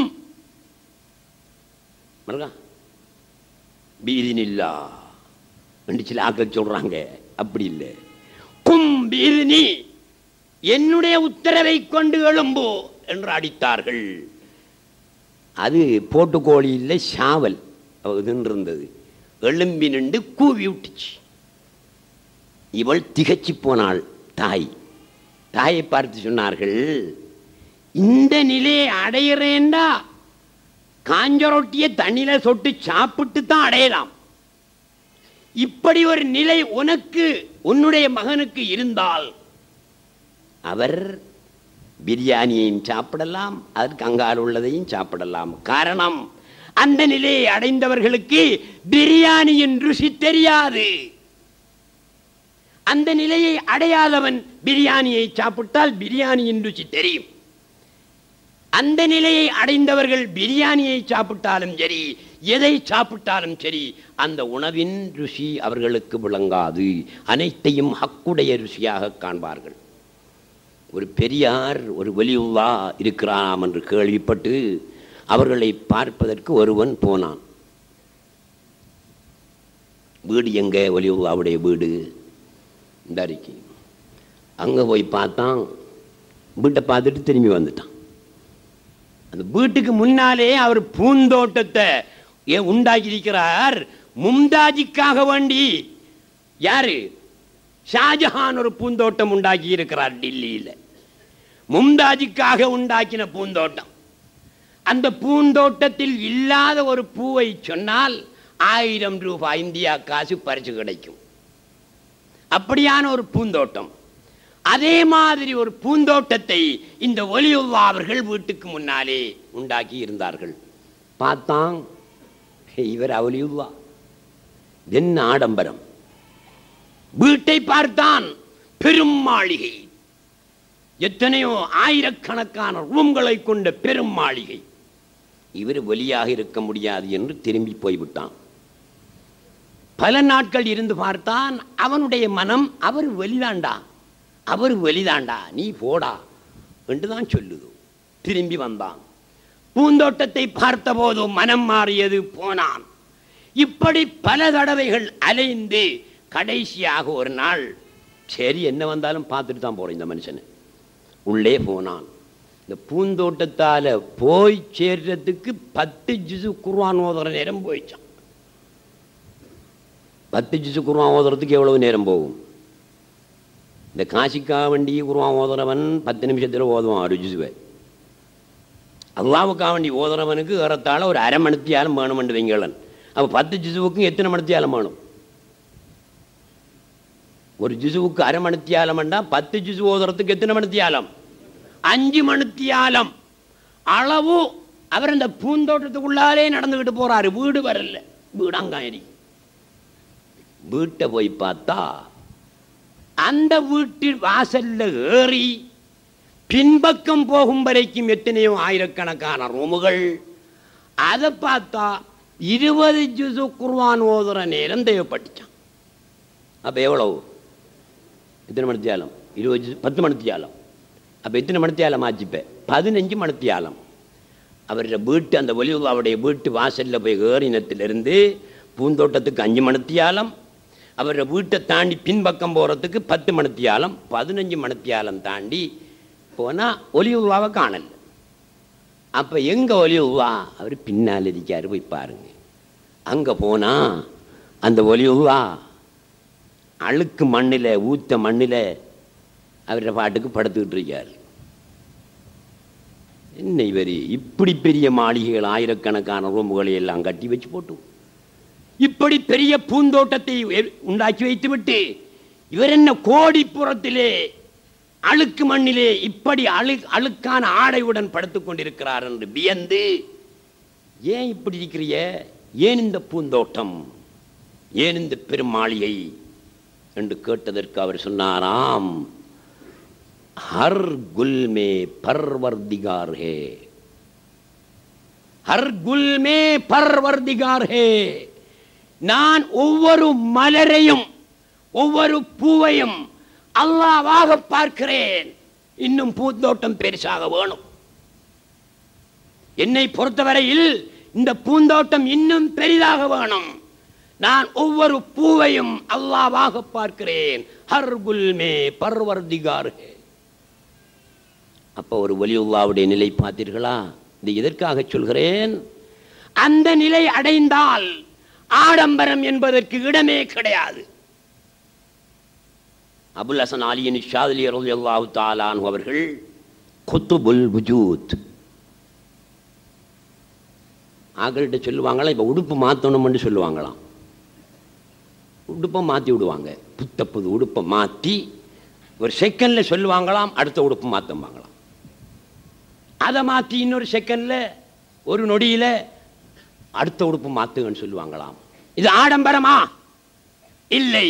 அவர்களுடைய மக்காமாத், அவர்களுடைய ஹாலாத், அவர்களுடைய ஆத்மீக நிலை அவர்களை பொறுத்து ஆடம்பரம் இல்லை. அதிலே அல்லாஹு தஆலாவை அவர்கள் சுஹூத் செய்வார்கள். அதனால் தான் குத்துபு நாயகம் அவர்கள் கோழி முள்ளை அடித்துவிட்டு, இந்த நிலை உன்னுடைய மகனுக்கு இருந்தால் பிரியாணியையும் சாப்பிடலாம், அங்கே ருசி கிடைக்காது. எத்தனை பிரியாணி அடித்தாலும் ருசி தெரியாது. அவுலியாக்கள் அப்படித்தான். ஆகவே குத்துபு நாயகம் கோழி முட்களை ஒன்று சேர்த்து அடித்து ஹயாத்தாக்கினார்களே, சேவல் எழுந்து கூவியதே. குத்துபு நாயகத்துக்கு முடியுமா? குத்துபு நாயகத்துக்கு முடியாது. குத்துபு நாயகத்துக்கு முடியுமாமண்டா இந்த அடிக்கிற முஸ்தவாக்கும் முடியும், இந்த அடிக்கிற அஸ்மிக்கும் முடியும் வேணும். இது அல்லாஹ்வுடைய சிவாத். குத்துபு நாயகத்திலும் வழியாகும், முஸ்தபாவிலும் வழியாகும், அஸ்மியிலும் வழியாகும். அவன் விரும்பினால் வழியாகும். அவன் பிடிக்கும் கையாக ஆகுவேன். அவன்ட கை தான் அப்ப, இவன்ட கை இல்லை. அவன் நடக்கும் காலாக நான் ஆகுவேன். அவன் நடக்கும் காலாக ஆகுவேன். சகோதரர்களே, நீங்க கவனிக்க வேண்டிய இடத்தை கதை கேட்க பல கேட்டுக்கிட்டு இருக்கப்படா. ரெண்டு விஷயத்தை கவனிச்சு கொள்ளணும்.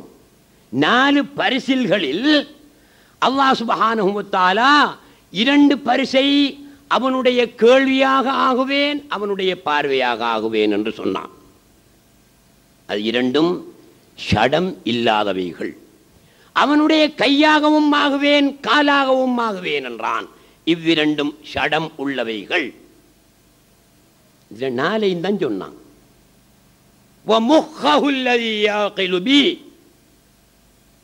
அவன் உணரக்கூடிய மூளையாக ஆகுவேன் என்று சொல்லல.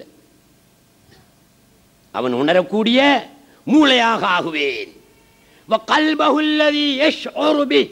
அவன் உணரக்கூடிய கல்பாக ஆகுவேன் என்று சொல்லல. அவன் நுகரக்கூடிய மூக்காக ஆகுவேன் என்று சொல்லல.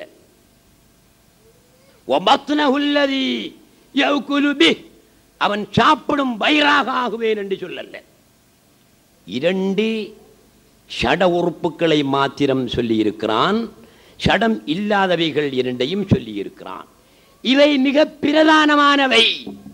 இவையாக நான் ஆகுகிறேன் என்றால் மற்ற முழு மனிதனாக, முழு சிருஷ்டியாக, முழு படைப்பாக நான் தான் இருக்கிறேன் என்பதை அல்லாஹ் சுப்ஹானஹு வ தஆலா இந்த ஹதீது குதுசியின் மூலம் உணர்த்தியிருக்கிறான்.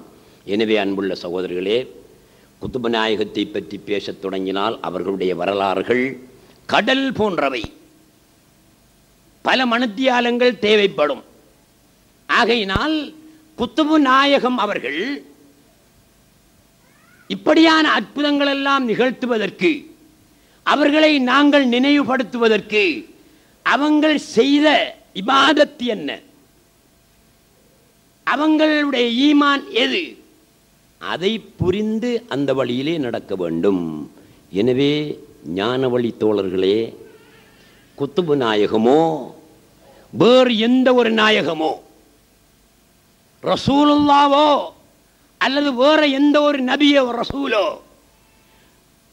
திரு கலிமாவுக்கு சொன்ன விளக்கம், ஈமானுக்கு சொல்லித்தந்த விளக்கம், தௌஹீதுக்கு சொல்லித்தந்த அர்த்தம் அவன் அல்லாத ஒன்றுமே இல்லை.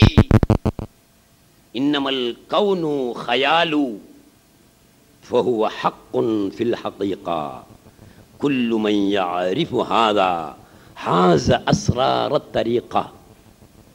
சிரியா நாட்டிலே சமாதி கொண்டிருக்கின்ற அஷ்ஷேகுல் அக்பர் வல் மிஸ்குல் அத்ஃபர் வல் கிப்ரீத்துல் அஹ்மர் வன் நூருல் அப்ஹர் முஹித்தீன் இப்னு அரபி கத்தஸல்லாஹு சிர்ரஹுல் அஸீஸ் அவர்கள்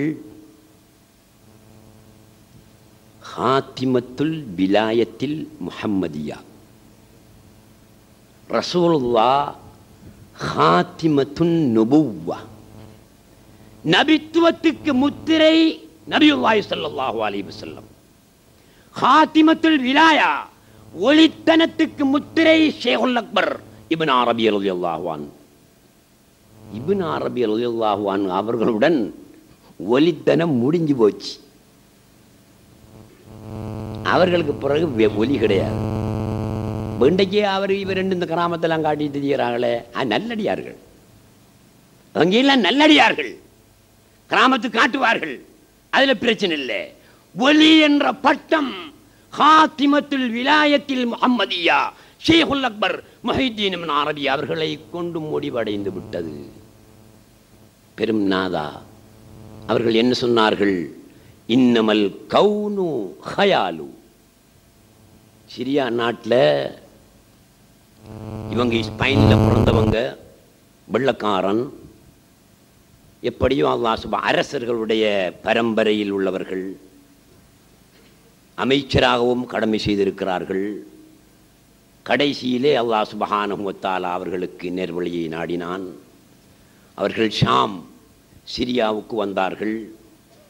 500க்கும் மேற்பட்ட ஆன்மீக நூல்களை எழுதினார்கள். நம்ம ஊரில் ஒரு ஆள் சும்மா ஒரு புத்தகத்தை எழுதிட்டா 4 பக்கத்தில் போதும், அவருக்கு பாராட்டுக்கு உறவி விழாக்களும் அதுகளும் இதுகளும் எவ்வளவு நடக்கும். ஆன்மீக அறிவு பெட்டகங்கள் 500க்கும் மேல் தயாரித்தார்கள் ஷேகுல் அக்பர் முஹித்தீன் இப்னு அரபி ரலியல்லாஹு அன்ஹு. அவங்கள அடக்கி சில நாட்களில் அவங்களோட எதிரியோத்தன், அவங்களுக்கு பல எதிரிகள் இருந்திருக்கிறாங்க. யதார்த்தவாதி, பொதுசன விரோதி. யதார்த்தம் பேசுகின்றவன் பொதுசனத்தின் விரோதியாகத்தான் இருப்பான். அதே அடிப்படையில் அவர்களுக்கும் பல விரோதிகள் இருந்தார்கள். ஒருவன் நேர்த்திக்கடன் வச்சுக்கிட்டான், ஒரு நாளைக்கு 10 தரம் ஒரு தொழுகைக்கு பின்னால முஹித்தீன் இப்னு அரபியை லானத்து செய்கிறேன். அந்த அளவுக்கு அவனுக்கு கோபம். என்ன கோபம்? கொடுக்கல் வாங்கல்ல உள்ள விஷயம் இல்லை. இவர் எல்லாமே அல்லாஹ்னு சொல்றாரு, இது என்ன அநியாயம்டா, குர்ஆனுக்கும் ஹதீஸுக்கும் மாற்றமான செய்தியா இருக்கிறே என்று மார்க்கத்தில் உள்ள ரோஷத்தின் காரணத்தினால ஏற்பட்ட ஒரு பிரச்சனை அவனுக்கு. ஒவ்வொரு நாளும் தொழுதுட்டு லானத்துல்லாஹி அலபின் அரபி, லானத்துல்லாஹி அலபின் அரபி என்று இவன் 10 தரம் சொல்லிட்டு போனான். ஒரு நாள் மண்டையை போட்டுட்டான். முகம் பன்றியுடைய முகமாக மாறிப்போச்சு. ஊராக்கள் ஊட்டவர்களுக்கெல்லாம் பெரும் அதிசயமா போச்சு. அந்த ஊராக்கள் அத்தனை பேரும் ஒரே முடிவுக்கு வந்தாங்க, இவன் நல்ல மனுஷன், நல்ல சேவை செய்தால் இந்த ஊரில், ஐங்காலமும் தொழுத மனுஷன், அநியாயம் ஒன்றும் செய்யாத மனுஷன். ஆனால் அவனுக்கு இப்படியான ஒரு நிகழ்வு, அது முஹித்தீன் இப்னு அரபி அவர்களை சபித்ததினால் தான் ஏற்பட்டிருக்க வேண்டும். ஆகவே முஹித்தீன் இப்னு அரபி கிட்ட போவோம்னு அந்த வீட்டாக்கள் குடும்பத்தவர்கள்லாம் ஓடி வந்து, நாயகமே இவன் எந்த பாவமும் செஞ்சிருக்க மாட்டான், நாங்கள் அறிய நல்ல மனுஷன், ஒரே ஒரு பாவம், உங்களை திட்டினான், இதனால் தானோ என்னவோ இந்த நிலை. வருகிறேன் என்று ஷேகுல் அக்பர் முஹைத்தீன் இப்னு அரபி ரலியல்லாஹு அன்ஹு சென்று இந்த ஜனாசாவுக்கு பக்கத்திலே நின்று தொழுதார்கள். சுஜூதிலே நீண்ட நேரம் இருந்தார்கள். எந்த அளவுக்கு அங்கு நின்றவர்கள் ஷேகுல் அக்பர் மரணித்து விட்டார்களோ என்று எண்ணும் அளவு நீண்ட நேரம் சுஜூதிலே இருந்து எழுந்து சலாம் கொடுத்து விட்டு, இப்போது திறந்து பாருங்கள் என்றார்கள். திறந்து பார்த்தபோது அவனுடைய முகம் பழைய மனிதனுடைய முகமாக இருந்தது. சொன்னார்கள், நான் அல்லாஹ்விடத்திலே இவனுடைய முகத்தை பழைய முகமாக மனித முகமாக மாற்றித்தா என்று கேட்டேன். அவன் நீ மன்னித்தால் நான் மன்னிப்பேன் என்றான். நான் மன்னித்து விட்டேன் என்று சொன்னேன். அதற்கு முன்னால பொறுக்க முடியாது என்றான். நீ மன்னித்தால் கூட என்னால் மன்னிக்க முடியவில்லையே என்று சொன்னான். நான் சொன்னேன், நீ அவனை மன்னிக்கவில்லை, ஆனால் சுஜூதிலிருந்து கியாமம் வரை, என்னுடைய மௌத்து வரை என்னுடைய தலையை உயர்த்த மாட்டேன் என்று சொன்னேன். அவன் மன்னித்து விட்டான் என்று சொன்ன மகான் ஷேகுல் அக்பர் முஹைத்தீன் இப்னு அரபி. அவர்களை அடக்கம் செய்து சில நாட்களில் அவர்களுடைய ஜியாரத்தை பத்த வைக்கிறதுக்கு ஒருவன் வந்திருக்கான். இந்த ஜியாரத்தை உடைக்கிறவன்கள் இருக்கானுகள் தானே, அதே மாதிரி அந்த காலத்திலையும் பத்த வைக்கிறவன் இருந்தான். ஏன்னா அந்த காலத்தில் ஓலையால் ஈச்சம் ஓலையால் தான் கட்டிப்பாங்க. இப்போ கல்லால் கான்கிரீட்டால் கட்டுறதுனால பத்த வைக்கலாம், உடைக்கிறது. இவன் பத்த வைக்க வேண்டும் என்று நடு நிசியிலே நள்ளிரவிலே நெருப்பு பந்தத்தோடு ஒருத்தன் வாரான் ஷேகுல் அக்பர் முஹைத்தீன் இப்னு அரபி அவங்களுடைய கபரை நோக்கி. இதை அந்த கபருக்கு பக்கத்திலே உள்ள மாடி வீட்டுக்காரன் ஒருவன் தன்னுடைய மாடியிலே இருந்து பார்த்து கொண்டிருக்கிறான். ஷேகுல் அக்பர் அவர்களுடைய கபருக்கு பக்கத்தில் வந்தபோது பூமி அவனை முழுமையாக விழுங்கிவிட்டது. இதை மாடியிலிருந்து அந்த மனிதன் பார்த்து கொண்டிருக்கிறான். காலையானதும் இவனை தேடி இவனின் சொந்தக்காரர்கள் ஊரவர்கள் எல்லாம் வலை விரித்து கொண்டிருக்கின்றார்கள். இந்த மனுஷன் அவங்களை கூப்பிட்டு, இங்க வாங்க, என்ன விஷயமோ எனக்கு தெரியாது, ஒன்றை கண்டேன். இரவு நான் மாடியிலே இருக்கும்போது இவர் நெருப்பு பந்தத்தோடு இந்த கபரை நோக்கி வந்தார். கபரடியே வந்ததும் பூமி இவரை விழுங்கியது. இதை நான் கண்டேன், இந்த இடத்திலே போய் பாருங்கள் என்று சொன்னார். வந்து பார்த்தவுடன் பூமி விழுங்கின அடையாளம் அப்படியே இருக்கு. உள்ள வைத்தான். சரி, தோண்டி எடுத்து குளிப்பாட்டி அவனுக்குரிய கடமையை செய்வோம் என்று குடும்பத்தார் எல்லாரும் சேர்ந்து தோண்டினா தலை மட்டும் வந்துச்சு. கழுத்தில் இருந்தா போல மேற்பகுதி, தலை மட்டும் வந்தது, உடல் வரவில்லை. அப்போது சொல்லப்பட்டதாம்,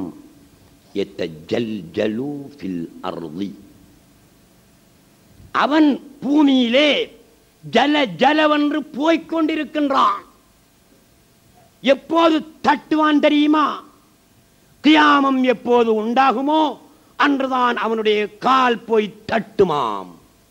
இந்த விஷயம் சிரியாவிலே டமஸ்கஸிலே இருக்கின்ற அவர்களுடைய தர்கா ஷரீஃபில் இந்த விவரம் அரபியிலே எழுதப்பட்டு பிரேம் பண்ணப்பட்டு வைக்கப்பட்டிருக்கிறது. இந்த மகான் என்ன சொன்னார்கள்? இன்னமல் கவுனு ஹயாலு. உண்மையிலேயே முஹைத்தீன் இப்னு அரபி இந்த கருத்தை சொன்னதுக்காக அவங்க நரகத்துக்கு போறார்கள் என்றால் நாங்களும் அந்த நரகத்துக்கு போவதற்கு சம்மதம். ஏன்? அந்த நரகம் மற்றவர்கள் போகின்ற சுவர்க்கத்தை விட இன்பம் கூடியதாகத்தான் இருக்கும். இன்னமல் கவுனு ஹயாலு. சிருஷ்டி என்பது, படைப்பு என்பது ஹயால். கண்ணுக்கு தெரியும் இல்லை. ஹயால் என்றால் என்ன தெரியுமா? அதை விளங்கி கொண்டீங்க. ஹியால் ஹியால் என்று சொல்கிறோமே, அவன் ஒரு சாய ஹியால் பிடிச்சவன், இவன் ஒரு சாய ஹியால் பிடிச்சவன் என்று. அது என்ன அர்த்தத்துக்கு சொல்கிறீங்களோ அது தெரியாது. ஹியால் இல்லை, ஹயால். ஹயால் என்றால் குல்லுமா யுரா வலா யூஜது ஃபில் ஹாரிஜி பிஸ்ஸாத்தி ஃபஹுவ ஹயாலுன். கண்ணுக்கு பார்ப்பதற்கு தெரியும். ஆனால் கண்ணுக்கு தெரிந்த பொருள் அங்கே இருக்காதே, அது ஹயால். எப்படி போல? கானல் நீரை போல. கானல் நீர் எங்களுடைய கண்ணுக்கு தெரிகிறது, நீராகத்தான் தெரிகிறது. போக போக நீர் போய்கொண்டே இருக்கும். கோடி மைல் போனாலும் இவன் நீரை பெற்றுக்கொள்ள முடியாது. அப்படி ஒன்று இல்லை. கண்ணுக்குத்தான் தெரிந்ததே தவிர யதார்த்தத்தில் அப்படி ஒன்று இல்லை. அதே போல் உலகம் என்பது, படைப்பு என்பது, சிருஷ்டி என்பது உங்களுடைய கண்ணுக்கு தெரிகிறது. பொய் தோற்றம், இல்லவே இல்லை. இன்னமல் கவுனு ஹயாலு. அப்ப நீங்க கேட்கலாம், கண்ணுக்கு தெரியுது இல்லவே இல்லைங்கிறீங்கள. கானல் நீர் கண்ணுக்கு தெரியுது, போனா இல்லத்தான். இந்த மைக்கு கண்ணுக்கு தெரியுது, தொட்டு பார்த்தா இங்க இருக்கே. இந்த விரிப்பு கண்ணுக்கு தெரியுது, தொட்டு பார்த்தா விரிப்பு இருக்கே. இந்த பூச்சட்டி கண்ணுக்கு தெரியுது, தொட்டு பார்த்தால் பூச்சட்டி இருக்கிறதே. கானல் நீரை உதாரணம் காட்டினது பிழை அல்லவா? கானல் நீர் கண்ணுக்கு தெரியும், யதார்த்தத்தில் அப்படி ஒன்று இல்லவே இல்லை. அதுதான் ஹயால் என்றால். கண்ணுக்கு தெரியும் இல்லை, ஆனால் இந்த பொருட்கள் எல்லாம் கண்ணுக்கும் தெரிகிறது, பொருளாகவும் இருக்கிறதே. அப்படியானால் அது என்ன என்ற ஒரு கேள்வி. அதைத்தான் முஹைத்தீன் இப்னு அரபி சொல்கிறார்கள், இன்னமல் கவுனு ஹயாலு. சிருட்டி என்பது ஹயால், கண்ணுக்கு தெரியும், தெரிகின்ற பொருளாக இருக்காது. அப்படியானால் அது என்ன? வஹுவ ஹக்குன் ஃபில் ஹகீகா. யதார்த்தத்திலே அது இறைவனாகவே இருக்கிறது, அது அல்லாஹ்வாகவே இருக்கிறது. உங்களோட கண்ணுக்கு தெரியுது தானே, போய் பிடிச்சு பார்க்குறீங்க தானே, பூச்சட்டி தானே, அது அல்லாஹ் தான்.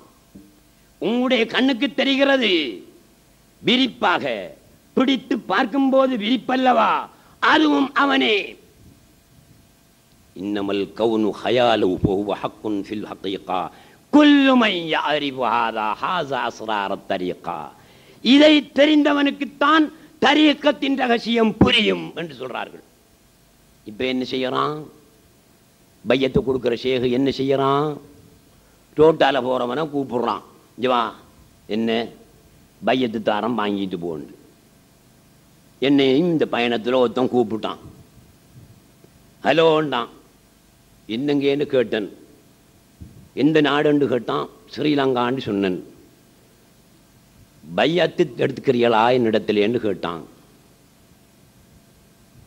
நான் இன்னொருவரிடத்துல பையத்து ஆனவன் என்று சொன்னேன்.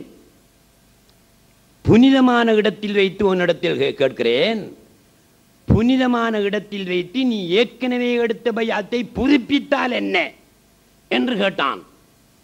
நான் அதை பற்றி யோசித்து விட்டு நாளைக்கு வந்து சொல்கிறேன் என்று சொன்ன நான் திரும்பி அவரிடம் சந்திக்க போகவில்லை. இப்படியான ஒரு நிலை, பையத்து கொடுப்பதற்கு கூப்பிட்டு பையத்து கொடுக்க வேண்டிய நிலை. ஆனால் தரீக்கத்திலே இணைந்தால் மாத்திரம்தான் இந்த ரகசியம் தெரியும் என்று சொல்கிறார்கள். நீங்கள் தரீக்கத்தை சேர்ந்தவர்களும் இருக்கிறீர்கள், சேராதவர்களும் இருக்கிறீர்கள். ஆனால் சேராதவர்களுக்கு இந்த அறிவு விளங்கும். ஆனால் பையத்து எடுத்தால் மாத்திரமே தெளிவு கிடைக்கும். பையத்து எடுக்காத வரை இந்த அறிவு விளங்கும், தெளிவு கிடைக்காது. பையத்து எடுக்கும் போதுதான் தெளிவு கிடைக்கும். எனவே நீங்கள் தெளிவு பெற வேண்டுமானால் அதை கையாள வேண்டும். அதற்குரியவர்களை தேடி பிடித்து நாங்கள் பையத்தெடுத்து இந்த வழியிலே சென்றால்தான் ஆத்மீகத்தை சரியாக புரிந்து கொள்ளலாம். எனவே அன்புள்ள சகோதரர்களே, இன்ஷா அல்லாஹு தாலா நாளைய இரவு ஹந்தூரி தினம் குத்துபியா ராத்திபும் இங்கே நடைபெறும். இன்ஷா அல்லாஹு தாலா சந்தர்ப்பங்கள் கிடைத்தால் நாளை இரவும் நாங்கள் உங்கள் மத்தியிலே உரையாற்றுவோம். எனவே இப்பொழுது துஆ ஓதப்படும். தபருக்கு வழங்கப்படும் இந்த நிகழ்ச்சிகளில் கலந்து அமைதியாக இருந்து செல்லுமாறு அன்பாக வேண்டிக் கொண்டு விடைபெறுகிறேன். அஸ்ஸலாமு அலைக்கும் வரஹ்மத்துல்லாஹி வபரகாத்துஹு.